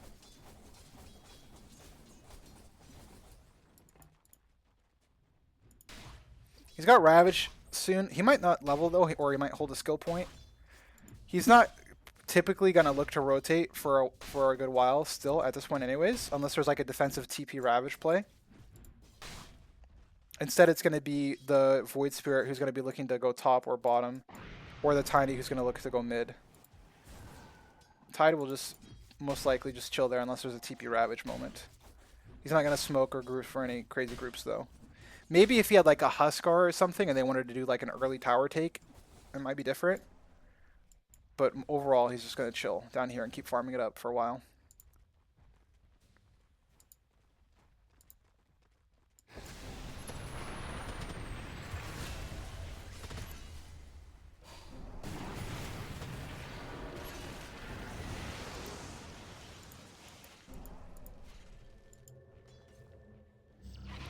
Big play with the clone. Yeah, he did end up going no Ravage. Took a 3rd point Kraken Shell just to make his life that much easier. Fair enough. It's pretty much impossible to be chipped now. Yeah. What is the Shadow Demon looking to do? Can they even do anything? Well, they do have max Lucent Beam now, so if they catch him off of a wave, there's potential. Oh, yeah. And they do Oh, get wow, you're right. Yeah. There's no chip, but there's still that's what Tide had to be careful for, is playing off of a wave. Yeah. He can't be chipped, but he still can be bursted. Especially with the sun. They did miss the Sunstrike, which is kind of funny. This guy looking like me out here, but overall, good stuff. Good stuff. If he'd lived because of that, it would have been really funny. But he's just gonna go right back down. He knows now that no Eclipse for a good while. Yeah, Eclipse. Yeah.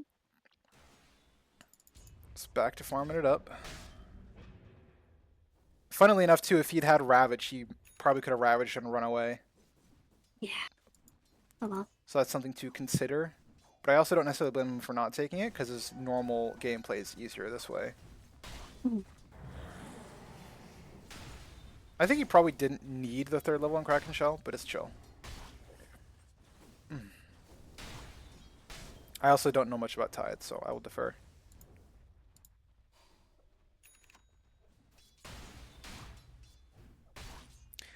Now that there's no Eclipse, he feels pretty safe. Let's see if that is correct to think so.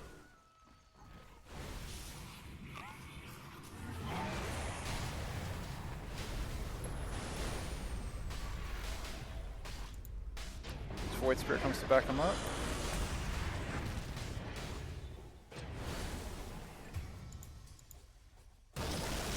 And now he levels the Ravage.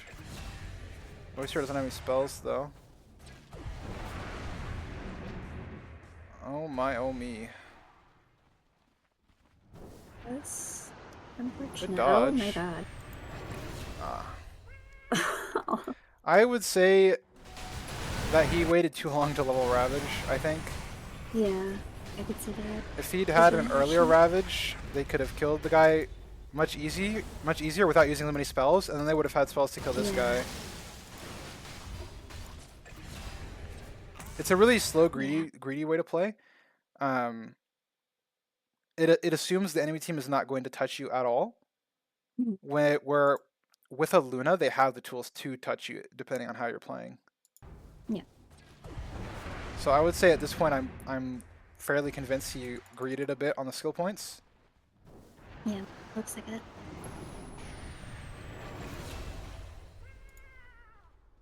Void Spirit almost outplayed that. Oh, that's lovely.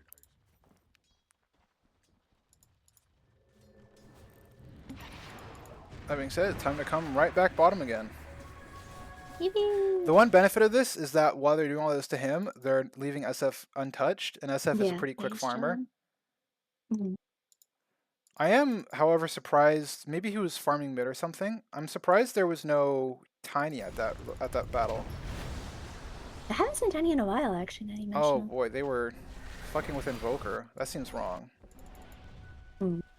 Because he was playing with the Void Spirit on the runes. This is good. Yeah. It's like, okay, go for the rune. Okay, they're just blind on Dire. They thought Void Spirit was with them or something. This is a really awful play. Tiny just used his combo already, so there's no way that that's happening. If Tiny had been running towards bottom this whole time, that too also could have been a bit better. If they'd followed the Void Spirit and sacked the rune, they would have been like just barely behind him, and they would have been able to get more kills and shit. But instead, they used Rock and everything on the Invoker, which is wild. Imagine if there was a Tiny and a fucking Warlock over here. Holy. That would have been great, yeah. But yeah, Tiny's job is in general is just to follow Void Spirit, but they just weren't paying attention for a minute. Okay. Alright, but yeah, anyways, Tide back to the Chilla farm. I say chill even though he just died. Chill is relative. I mean, no Ravage, so no need to hold his cooldown on TP2. Very interesting visual bug. I'm quite surprised he ran all the way over there. It looked like he was looking at a fight mid for a sec, but because he didn't run straight here. But ends up taking some camps. Luna has Eclipse again, yeah. So he has to keep that in mind as he plays. Looks like he learned his lesson. He's not playing over here into the Eclipse Luna anymore. So that's Pog. Plays. Gonna play a bit defensively now. Just farm it up.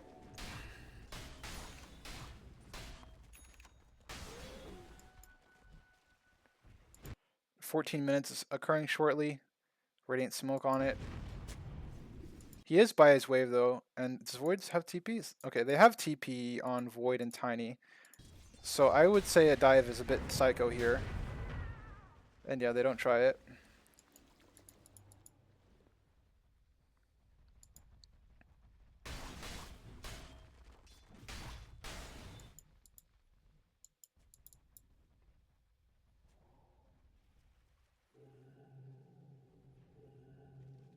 And the sidestep just in case they were going to run into the trees at the last second. Bristleback, however, playing a different game. He's got a fucking halberd. Wow. With his Jakiro, pushing down the tower. Tide, farm. Many such cases.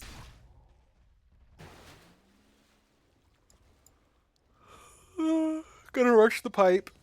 Tide, I'm a big fan of this too, myself. The Tide, the like aura item into like an Ags has been quite nice. And then like a Shard Blink at that point, if needed. Yeah. But it's quite nice. That AoE gush is pretty powerful. So we'll see what build up he chooses after that. I don't think he really needs a blink because he's going to have 2 heroes who have initiation without him having a blink. So again, just auras, being able to nullify those eclipse procs, those invoker spells in team fights is going to be quite nice. Yeah, it would be huge. And just, in the meantime, just farm over here.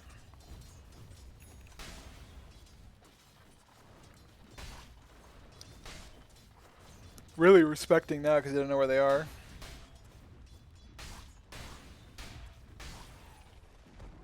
This I can't with how he's looking, dude. Oh, and I missed the kill. Okay.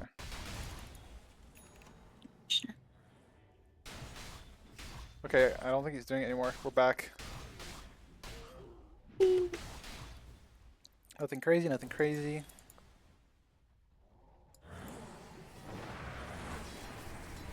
He now knows they have a presence down here. This is unfortunate. He did see, I think, did he even see SD? Yeah, he knew there's an SD Luna down here. So that was pretty, that was incorrect to run up like that. I think so. Especially because people are missing. He doesn't have people behind him.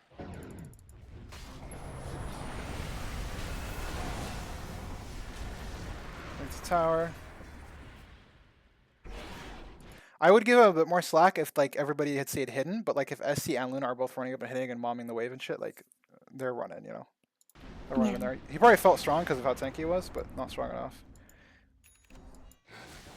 That probably would have been a moment where we would have all TP'd and would have not been good. Yeah, I could see that. SF does have Kaya, Yasha, and Blink, so they're probably not going to shy away from the right fights. He just has to be careful because they have a lot of ways to interrupt. He needs people in front of him and to find his moment to throw his spells. Alright, I'm really curious to see what I'll queue up next. They have the pipe now, so let's see if they look to do anything with it. When does he want to get a blink? I know auras are very strong in general here, but... I would say probably 3rd item. Okay. He might, I mean, SF's pretty farmed, so he might want to time a blink with SF's BKB. Oh, okay, after. So, because typically you want your initiation on the offlaner if your offlaner has initiation when your carry is ready to go ham in the paint. And that typically is when they have the damage items completed or they have their BKB completed. Before that, you're usually just wanting to stick to your own devices. You usually want to time those things to be at relatively the same time. So if SF is feeling like he wants to battle once he has his BKB, he might go for a blink next. Yeah. Alternatively, he might skip it and go, if they feel like they need more damage, they might go for that Ags I was talking about. I doubt he will go another aura next, but we'll see what decision they make. They do smoke with the pipe. Easy burst on one guy. Let's watch this a little slower. It's crazy how they just run right past each other. One guy's not even smoked.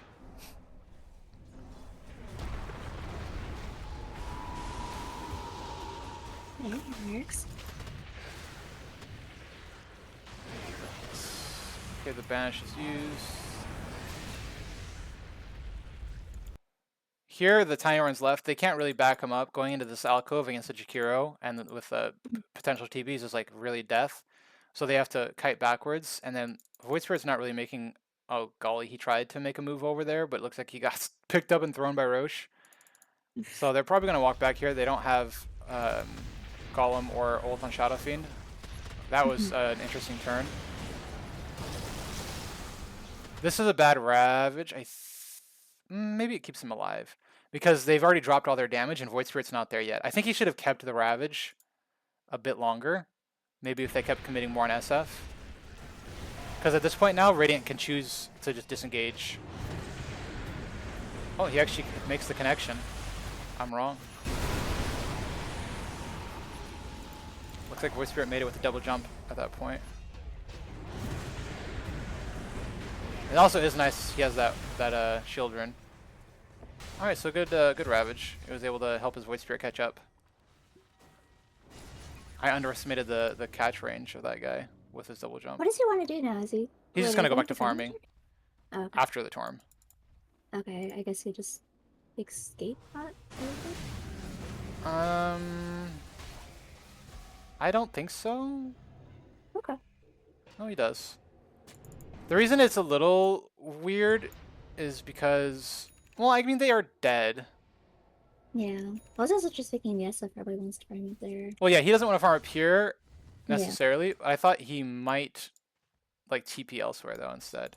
Oh, okay. But he runs all the way through there, and that's fine because they were dead on the 2 heroes. They're not going to be here to catch him, so he just gates and then runs to the wave. I thought he might like TP and run to the wave, but he just gates there instead. Yeah. Which is fine because they're dead. And then he runs back to the defensive part of the map. There's no Ravage. They don't want to fight on him. Tiny can potentially look for stuff with Void Spirit if he wants, but nothing crazy will occur. The fact that he's not with Void Spirit now tells me that I guess they're just playing for their own solo XP a little bit and net worth. But Tide's going to keep farming until he gets up. Yeah, it looks like he is going to... after a blink? Is this a Shiva's angle, or what would be good for him? Shiva's is almost never bad. I doubt Void Spirit... Well, does Void Spirit want it this game? 1 second. Let's think about this. I know a lot of Tides. I'm not super experienced with Tide, but I know a lot of Tides like that Ags and Shard around their blink timing. So yeah, we may see that, which is the like the wave of Gush. Let's think about what he wants to do. He wants to, if SF is going to BKB, they have Purge. So he probably just wants to...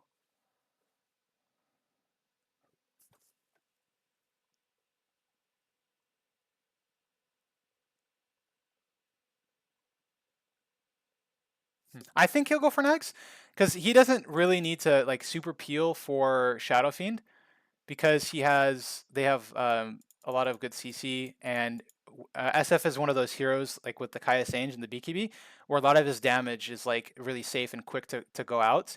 You don't need to like stand your ground in fights or like take a long time to output your damage. The Void Spirit is very mobile, and he's pretty much like chilling. I don't think he needs... I think just bringing some more damage and CC to the table is going to be useful. So I think he'll probably just go as Ag Shard, like a lot of others will. Shiva's is... It depends if Void Spirit wants it. Some Void Spirits might go it here. Let's see. And then alternatively to that is like possibly just straight up more damage / tankiness. Could be what they goes. I am also curious to see what he'll do. But my guess would be like the Ags Shard, and if not that, like a tempo Shiva's, I guess. Because Void Spirit doesn't need to go Shiva's. He can get like go BKB or like Octarine or any of those other items.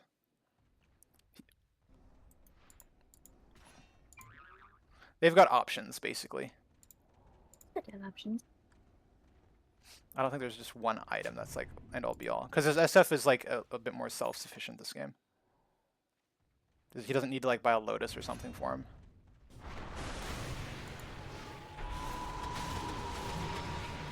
They fucked that up a little bit. Defensive Ravage and Warlock Golem.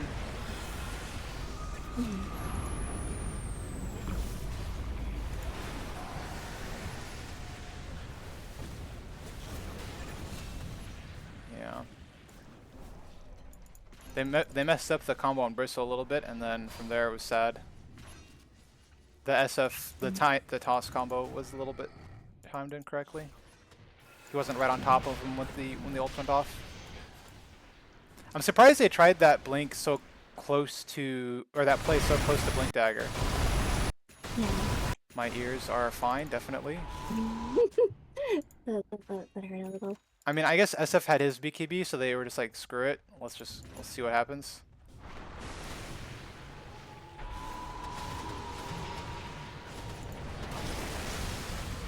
Yeah.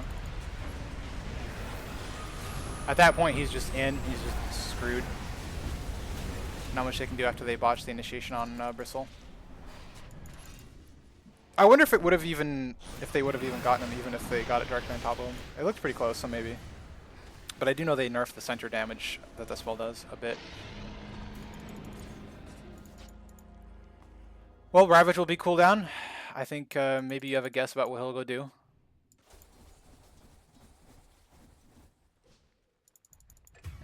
I'm excited to get like actual replays of your gameplay. There'll be a lot more specific things to go into.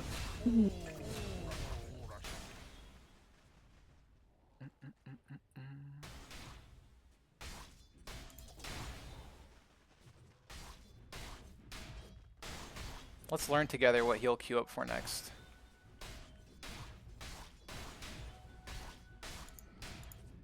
Peak gameplay right now. Oh!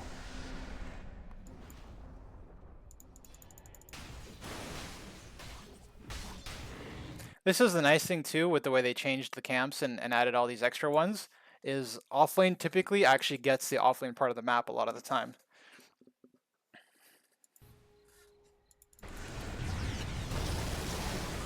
I remember back in the day, if your offlane, or your offlane would tend to have to go elsewhere, and sometimes that would just mean they had nothing. But now there's enough map that you actually get something. So they TP'd with the Ravage. So let's see what they did with it.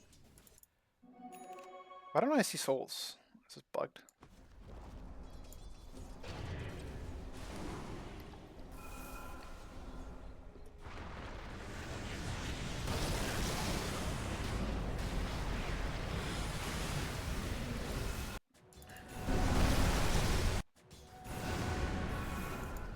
Okay. They find the Invoker. He has to Ravage to keep him alive. He's so low that he can't do his WR combo. So it was just a defensive Ravage to keep this boy alive.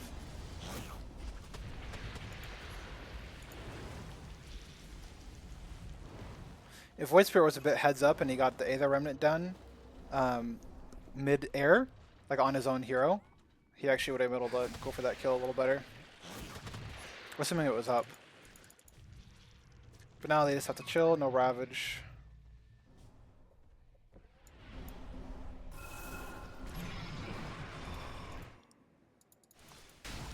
Back to farming.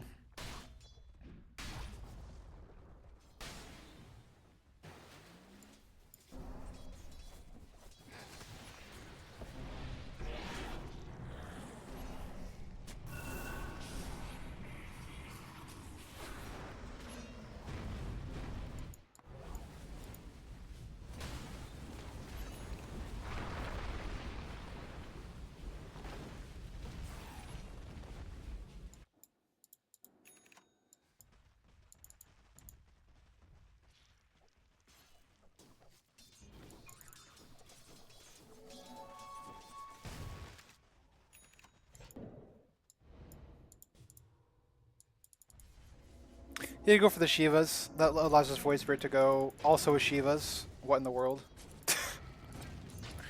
I don't know if they haven't communicated yet or if they're actually going for double Shivas.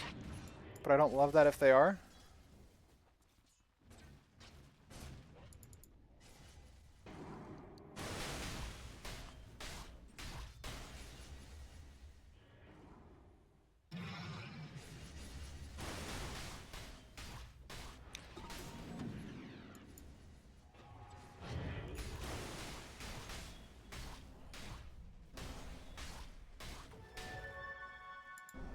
I think I would have liked the Ags more if his Void Spirit also wants the Shivas.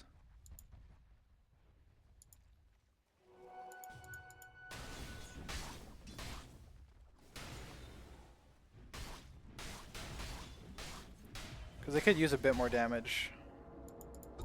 Based on what we've seen for the last couple fights. People just barely living.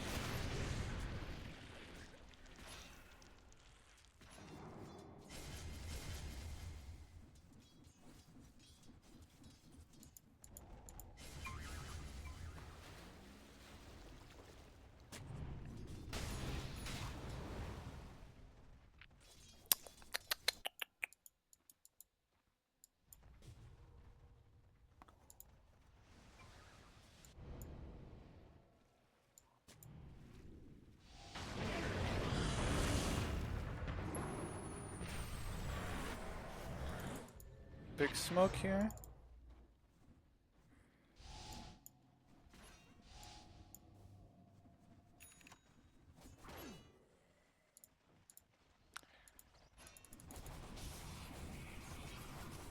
The Tide just wants to get a good Ravage in at the... Okay, well, let's define what a good Ravage is. Void Spirit and Tiny are probably going to get a jump on a hero, so they're probably not going to go for the initial initiation with the Tide. That would very much be surprising, unless it's like a 5-man Ravage. He's most likely going to be a follow-up Ravage. So he's going to look at what happened in the first 2 seconds of the fight and decide what to do from there. And that might be a follow-up stun on whoever they go on, if it's a priority enough target and they're actually going to be able to kill him. Or it might be waiting a little bit and throwing out a Ravage when it's going to be most useful as like a secondary wave of initiation later on. So we'll see what ends up happening. Ravaging here would be not good. Yeah, just the way he's moving. Because the SF is very far, and the Tiny and Void Spirit have already done the damage that they're going to do. Mm-hmm. So the extra little bit doesn't really help do much.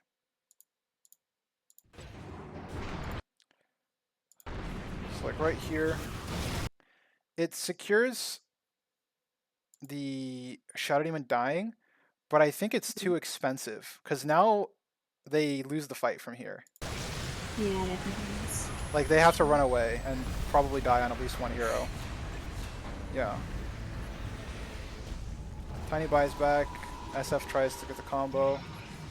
Fails most of it.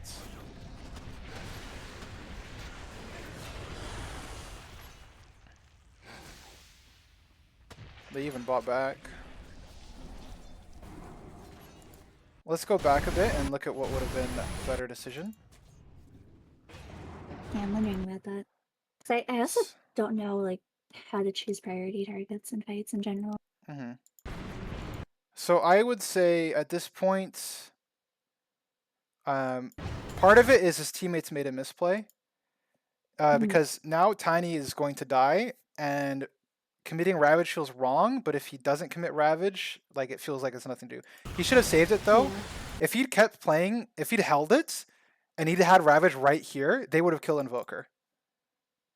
Okay. If he'd held it and been there. Because it's like, this Ravage is like mediocre, because all it does is secure kill on SD, and you die on 2 people. If he doesn't use it there, because it's one thing if SF is close enough to get in here. If SF, and you could like make the argument it's SF's fault for not being closer, but because of the fact he wasn't closer, makes it a bad Ravage. You know. Yeah, there's nothing. Whatever reason, whatever reason there was for he's not being there, whether it's right or wrong, he's not. So it makes it a bad Ravage. Yeah. And if he had played more patiently, let the Tiny tank the death that he gave himself, then he can potentially, then he would have been available to actually kill this Invoker right here. Yeah. I think Warlock also wasn't super paying attention. SF was like watching and waiting, trying to get on the Invoker. They potentially, let's see. Yeah, he had to blink it. If Warlock had also just ulted sooner, he could have gone for it themselves too. But I would say like if they instead they kill this Invoker more quickly, whether Ravage, Golem, whatever the fuck they end up using, like it's a communication thing, right? Like either he can keep holding Ravage and they can use Golem to kill, or they can Ravage this guy and hold Golem. But either way, Invoker would have actually died if they were all on the same page properly. But instead, they're like they're so focused on this fight that's already like this part of the battle is already lost. Mm-hmm.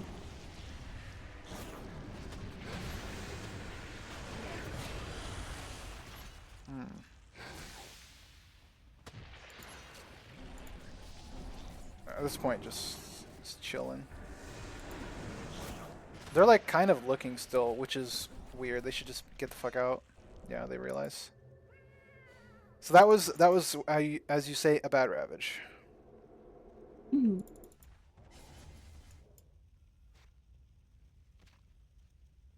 As far as Void Spirit going in initially, I am curious. Let's go back and look and see why SF wasn't in position. Oh yeah, good question. So he was up. He was shadow bladed. He wasn't that far off here. He must have walked backwards. So his smoke broke. He got scared. He walked back. And then, so he wasn't smoked or shadow bladed, so it was hard to run up. Okay, so he ran ahead of his team. Okay. When he shouldn't have, because he's not the initiator who's actually going to go up that cliff. So his smoke got broke, which means it was hard to be in position to actually follow them up because he has to play out of their vision. So Mhm. that's so SF made the initial misplay, but then the follow-up plays were also not good. Yeah. I'd say Tiny going here was also bad because worst case, Void Spirit can just BKB TP and they can like reset from there. Like he can even BKB TP to the wave. They have fort. So like he can even BKB TP to the wave. So even if like nobody dies here off of his initial initiation, like it's whatever, and they kind of move on. But if just Tiny going in can get an SD 1-for-1, maybe. I think he maybe could have too if Void Spirit if he hadn't tossed Void Spirit, if instead he had Mhm. tossed the SD, I think they probably could have killed him Yeah. as well for a 1-for-1, which would have been okay. But Tide going was bad, and it's just because there was not any follow-up damage nearby.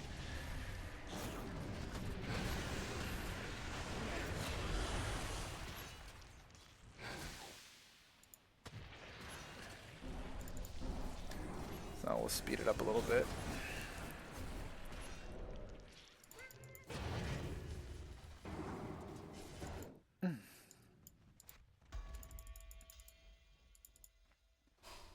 Okay, so Void Spirit switches to an Octarine. They talked about it, which is the other item I thought, or like I said before, one of the options he could go for that BKB Octarine type chef. Gives him Mhm. more spell rotations, which is nice. So now it's like not bad that he goes for the Shivas necessarily. I think another world could have been like Shivas on Void Spirit and Ags on Tide would have been cool. Because it also gives them another way to play. You know, Tide can like Q from range and like hit their whole team and like not Yeah. feel useless. Like if he Qs from range there and like is still holding Ravage in the fog somewhere, like that's Yeah, nice. that would have been nice. Yeah. Because right now he's like all or nothing. Like he's either in blowing his load or he's doing absolutely nothing. Mhm. Which is like fine if it works, but you know, it just makes the game a little easier, I think. Let's go back a bit and slow it down. So this fight, they have observer vision set up. They have their major ults in a few seconds. They don't have Golem still, but they are close enough. I mean, even then, even with just like a good Tiny combo, if they get the right circumstances, they can just blow somebody up with Tiny SF. Especially here, they see these guys grouped up together. That could have been really nice if he had gone on them right there.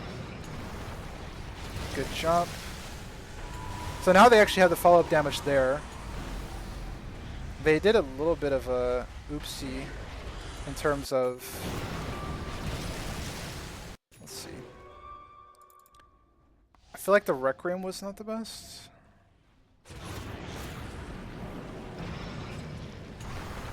So get this guy. I see. So they Requiem Yeah. to make sure the Bristle died instead of Requiem to make sure the Luna dies. Yeah. Which is a decision that leads to them losing the fight, I think. Or actually, do they? Maybe they can kite the BKB and come back in with Yeah. Void Spirit spells. We'll I see. mean, Tide is toast, but everyone else. Yeah, everybody else is healthy. I think they can go back in. Yeah. Yeah, they're fine. Okay. So they secure the That's Bristle kill, and everybody's dead. Oh, he still got tied! Oh no! Oh, the tree came out of nowhere.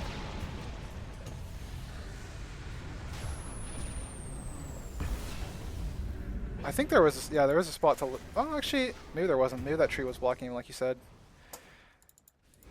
But good It fight, looks good like he fight. backed into a tree. Yeah. They had this time the SF he ravaged with the SF nearby, so it was quite good. They fought the chain C really well. They played under their vision and they ran under it on the enemy team. It was quite nice. They also could have gone a bit earlier when they saw the SD Luna next to each other with the dust and a jump.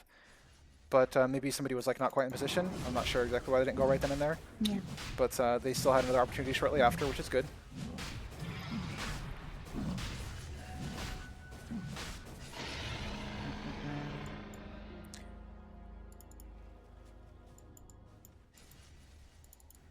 Well, they got the rat. What is it called? They got the Aegis. Very good. What does that line mean? Backward C. I have no idea. Maybe fix mid-wave. I don't know. Because it's so exact. I don't know. Ty goes in for his More creeps. Ooh, creeps. Woo! Aru! Serrated Right? Shiv. Interesting.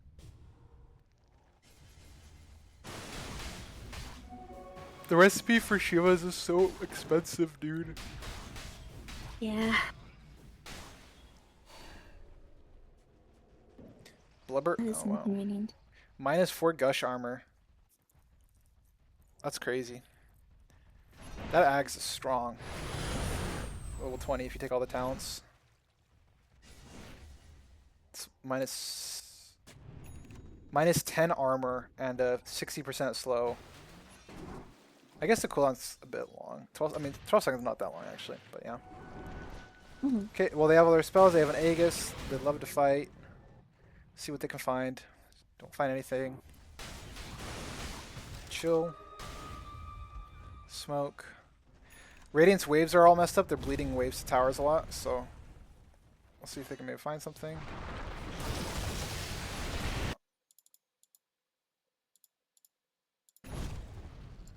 Okay, so they saw Invoker just do the spell, so they know he's nearby somewhere.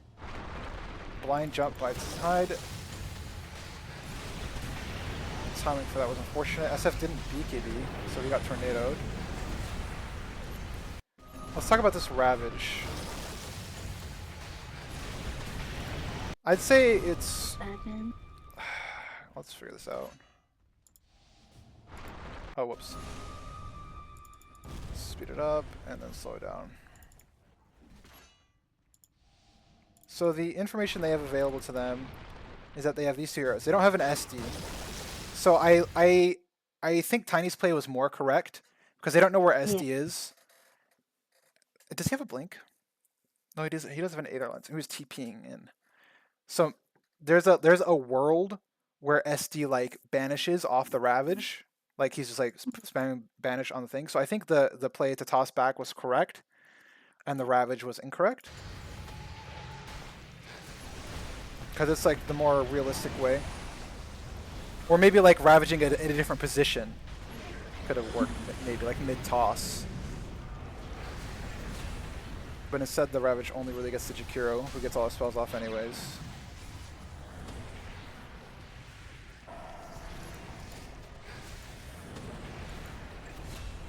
So I don't like the Ravage he used there. He's got a blink, he might be able to get that off. No, he's got BKB TP though, maybe? Or BKB run away, that works too. And avoid BKB TPs.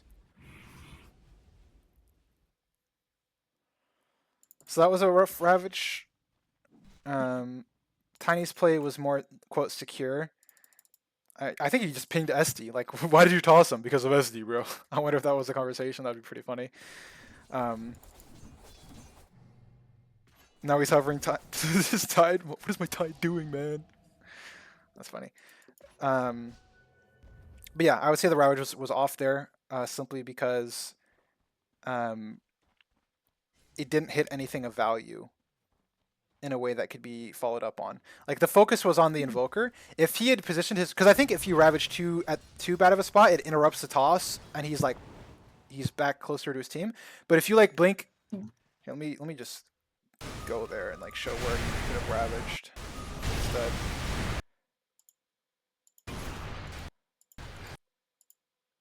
Okay, so if instead of ravaging over here, if instead he blinks like here and then waits a tick and then ravages, or even like where he's in the middle of tossing him. The problem is like him and Tiny blinked at the same time, thinking like let's just burst this guy, but that's like blinking into fog is like really risky to have your Tide follow up, because he's like, as we said before, once he blinks in, he's in. It's really difficult for him to disengage and re-engage with the items he has and the heroes they have.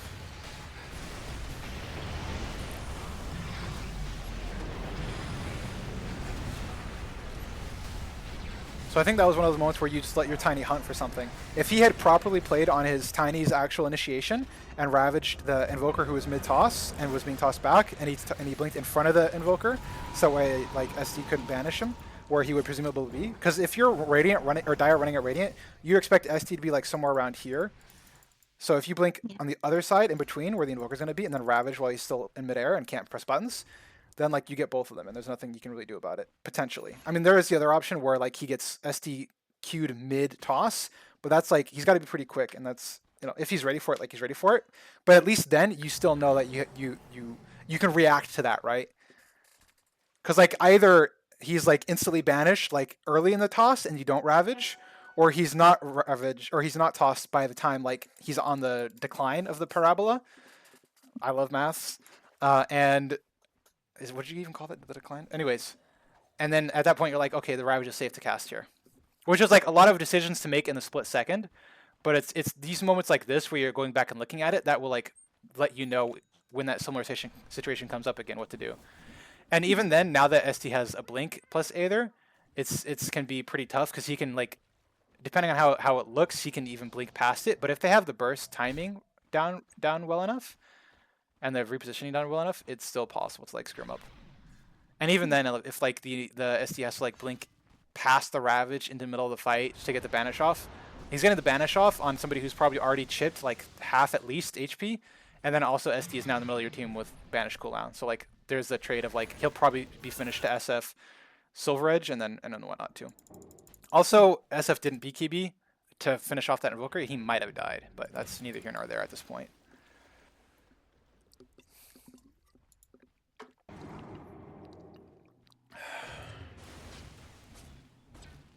He's going for the late game Witchblade or Parasma.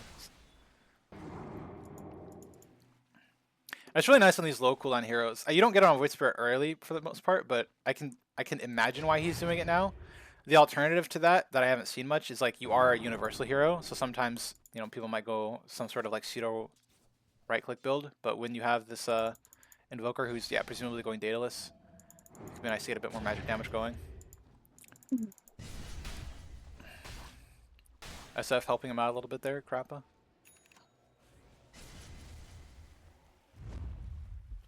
He's got the Shivas. That'll be some nice regen reduction, some slows, attack speed slow, the classic. Both teams smoking simultaneously on the map.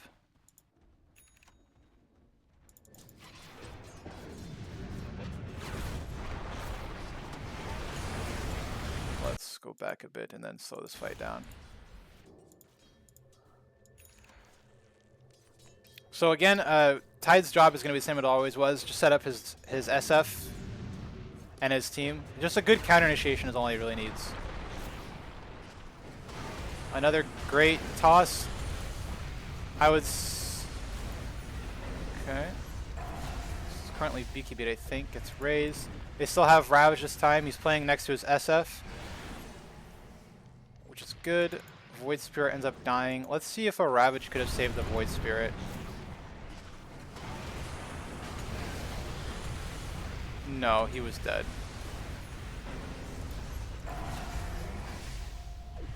I think. Maybe if he was able to somehow get to the Jakiro. But yeah. That's the 1-for-1. They still have Ravage, they still have Requiem. Did lose their gem. But that was better this time. He didn't blow Ravage on like nothing, and he kept in mind his SF.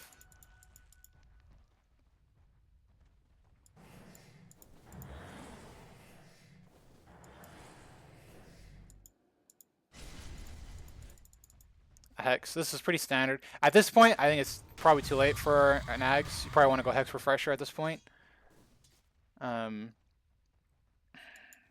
Pretty classic there at this point with those items. Late game AoE team fighter.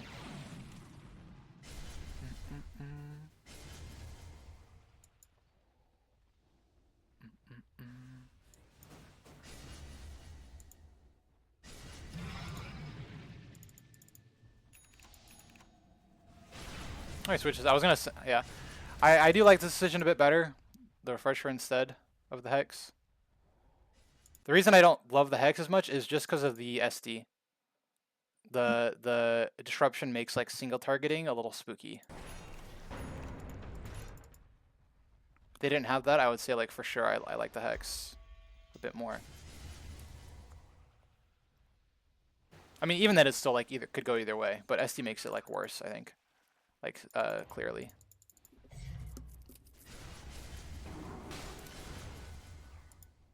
At this point, not Tide's turn to farm anymore. Just looking for a team fight. Running with team. It's past the part where you split up.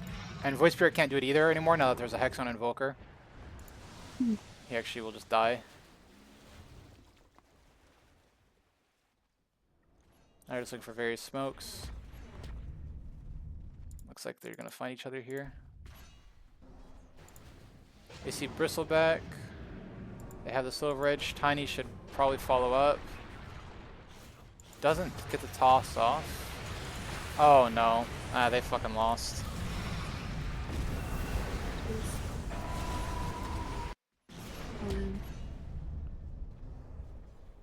Lots of neat colors, at least. It's a good day today. What's the neat color?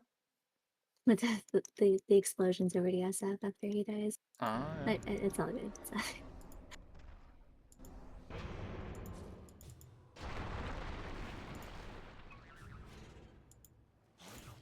I think they said like, oh,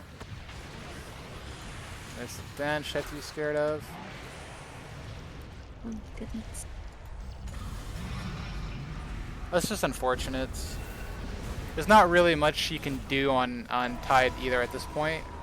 Yeah. Like ravaging there doesn't stop his SF from dying at that point. Yeah. It was a smoke into a smoke. It was a what can you do?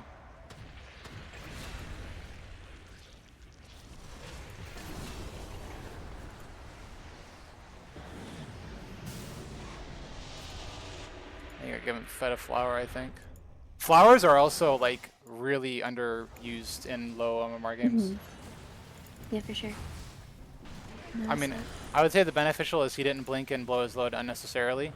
That was a good thing he did there. He didn't just die as well. He got out, which is good.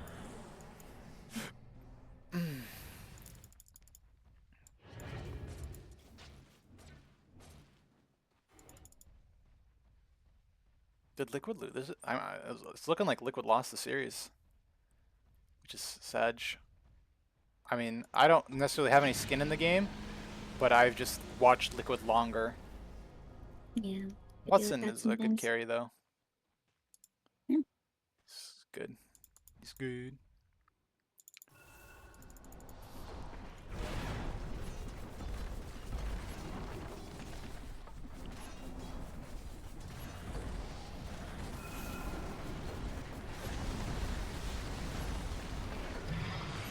Not really much to say at this point. Something kind of cooked for him. Tide is typically one of those like lower agency heroes, not like a Beastmaster where you can like make plays or anything. It's like you're playing around. Well, you can make plays, but I mean like you can't solo make plays, like on the map. You know, you need allies and you need to play off of them. And one of the bigger like issues that a lot of Tides tend to have is that they will look for like lots of heroes next to each other instead of like what is like follow upable and what's like actually good. That's the thing that is like common difficulty for a lot of team fight. And I could be wrong, but I feel like I remember Ace playing more heroes like Broodmother type shit, less like team fight or whatever. So maybe he doesn't have like the history as much, which is could be why he struggled a bit this one. Of like you need to watch your teammates, and like play off of their game and what they want. So like even though that like Black Hole or even though that Ravage on like a Solo Invoker might have just been like one hero, it still would have been much better than the 3-man Ravage he had over here. Yeah, for sure.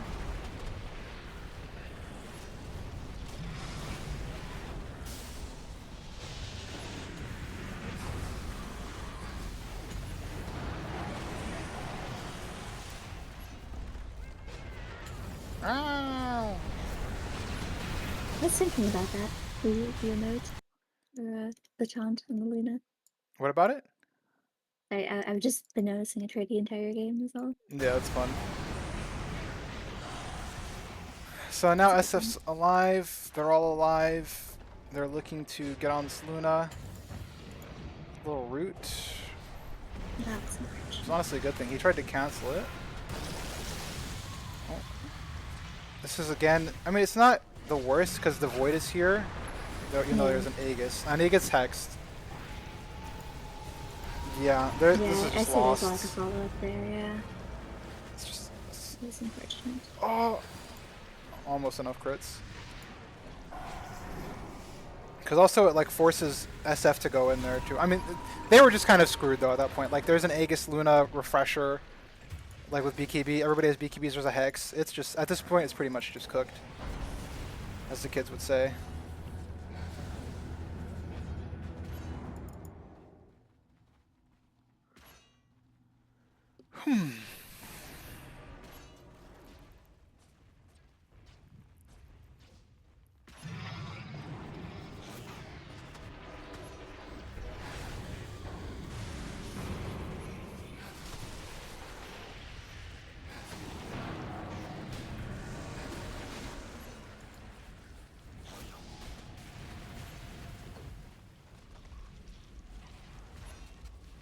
But wow, they back up. That's some discipline from Radiant, actually. I guess Invoker's dead or whatever, and they were worried about getting chipped by Void Spirit spells slowly. Maybe if he was able to Satanic a wave, maybe. So farm backwards and chill.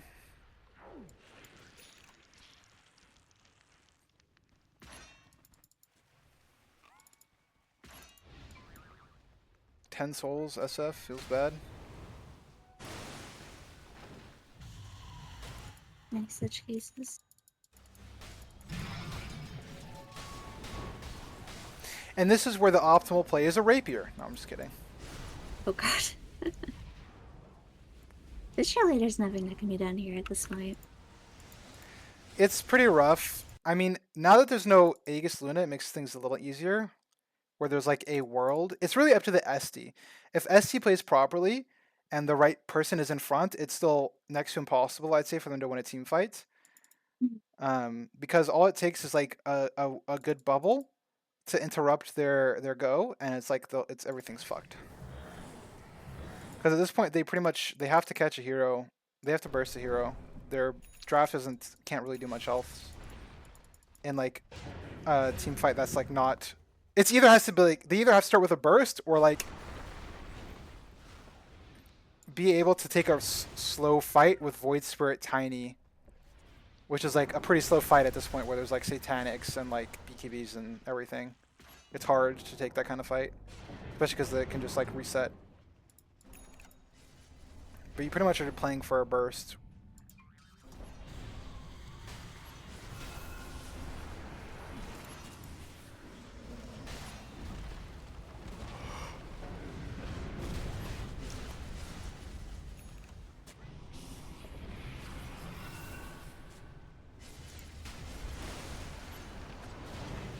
Slowly chipping him down. No risks. Sending in the illusions and the Forge Spirits.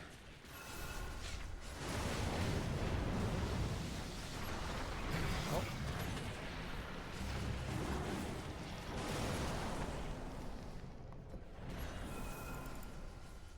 I was gonna say, the thing too about gameplay like this is you slowly like get them into the lull of like, oh, we have to kill the waves or else we just get chipped and slowly lose our buildings. And then they get used to it, like, oh, it's another wave of illusion, and then bam, suddenly it's not. Can be a nice way of like circumventing their expectations. And this is another, they're smoking to get on the high ground in a direction they're not expected from, which is something we did the other day, if you recall. When we had, I think we were Quap for Slaughter, and we had math on Juggernaut. So that's another thing we did over there. They're going to go on the top half instead, though. They're going to run up, and then I think Luna has bonus night vision. Yeah, so she'll go first. And they'll see what's around. They don't have to put a ward down because of that extra night vision. Luna has BKB refresher, so she can do whatever the fuck she wants. Tiny has buyback. Does use it. And missed the Q. He's still holding Ravage because nothing big has presented itself. There's a go on the Jack. Good. And that's the fight for them. They should be able to defend now. As long as they don't overdo it.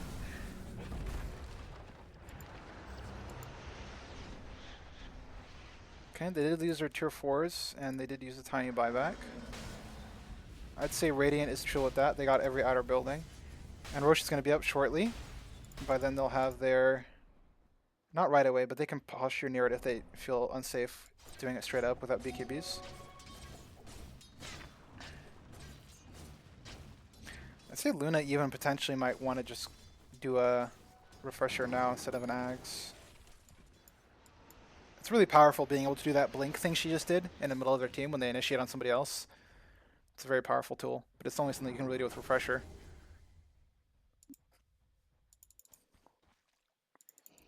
But yeah, they held the Ravage and strung out the fight and waited for a chance to burst one guy, which was nice.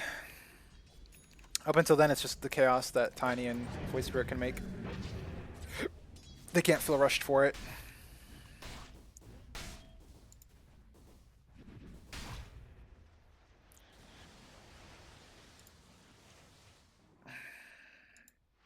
You probably buy Refresher and ignore Buyout for Tide, I think. You're pretty much perma-sitting in the base anyways.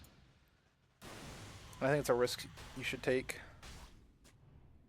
You should probably go buy these items and then potentially sell items if he needs the last little bit and right before a fight. Though I'm not sure if he can sell 3-6, 650, 1050. Yeah, he can, without Soul Ring, he can throw it all. Barely.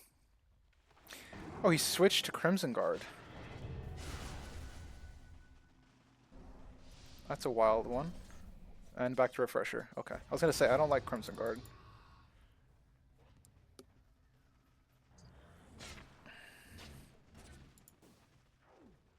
Thank goodness throwing heals.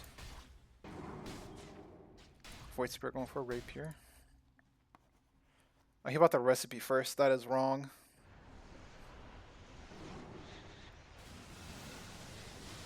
I guess he wants to keep Buyout or something, but it's still wrong. Oh, his courier is dead. He tried to send it out and it was killed. Let's see where he sent it out.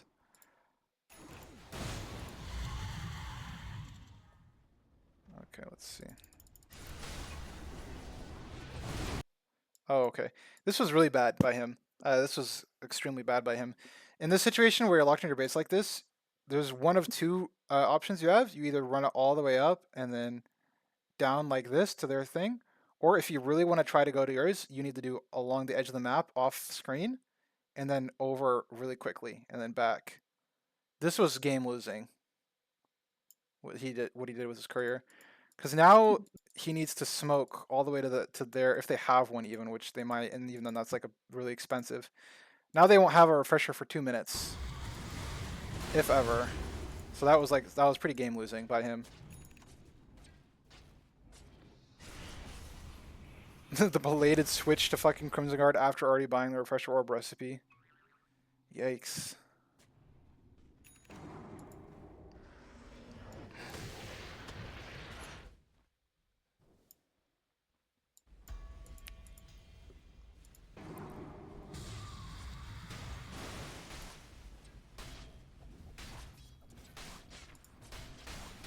If we see a moment where double Ravage would have won them the game, I'm going to be very fucking sad for his team. I would say this was a pretty rough performance this game from Tide. With the disclaimer that he's still a much better player than me. As sometimes people are like, how can you flame or say this person played badly? Look at you. But how else can you learn? Looking at it and figuring out what could have been done better.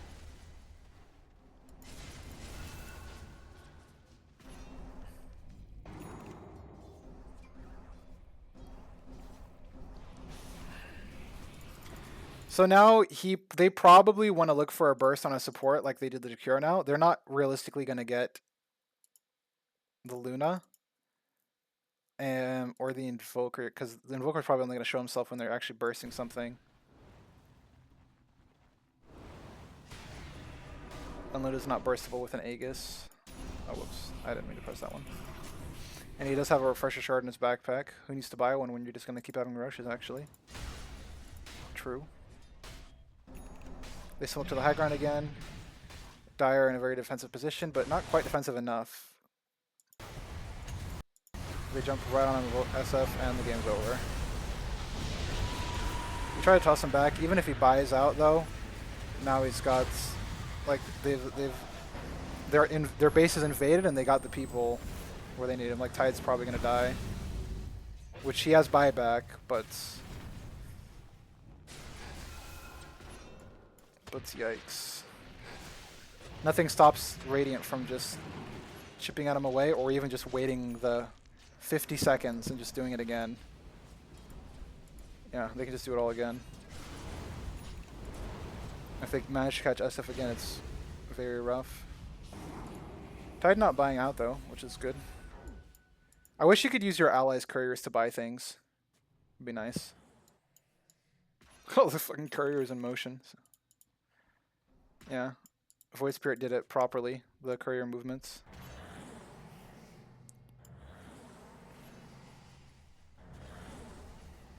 Also, a little thing is you can lock part of your rapier component so that way it doesn't combine into one if you ever want to, in case you're worried about your courier dying.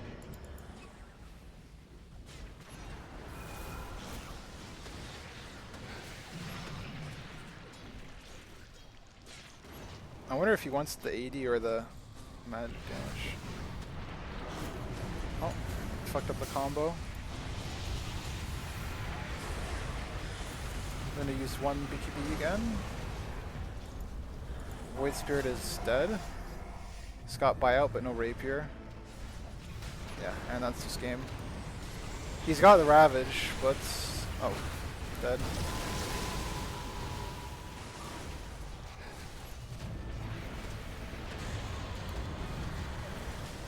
See, like, imagine if he had another Ravage right there, Excess.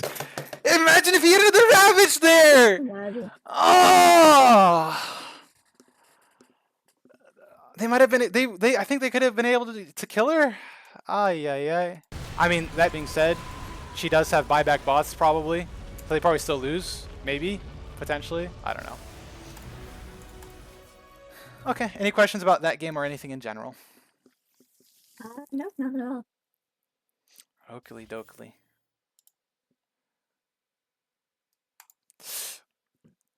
In which case, would you like to go over your homework?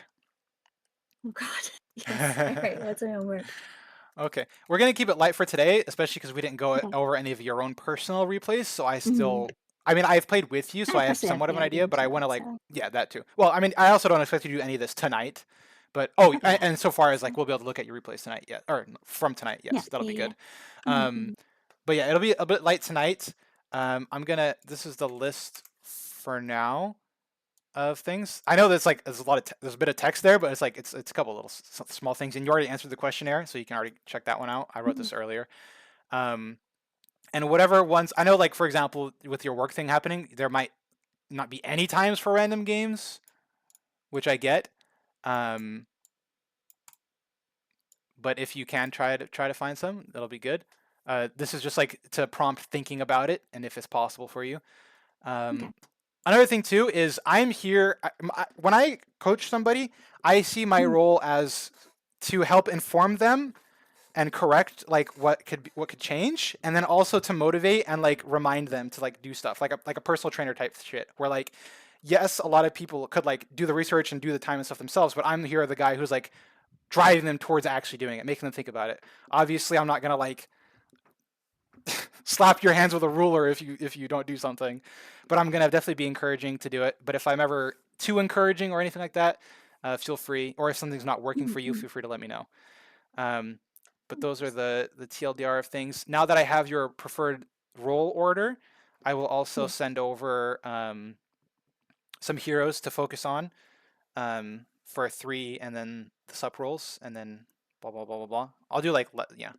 And then it'll be some ideas for what types of heroes to play. If you have any, go ahead and send what you would like to play as well to me. I'll add that to the list. Send me what you would like to play for your roles. And then I'll also let you know which of those are like better or worse in general, or for what we need, or for like different play styles and whatnot. But yeah, that's homework, and then yeah, that's about 2 hours. Is there anything else at all you want to talk about today? No, not at all.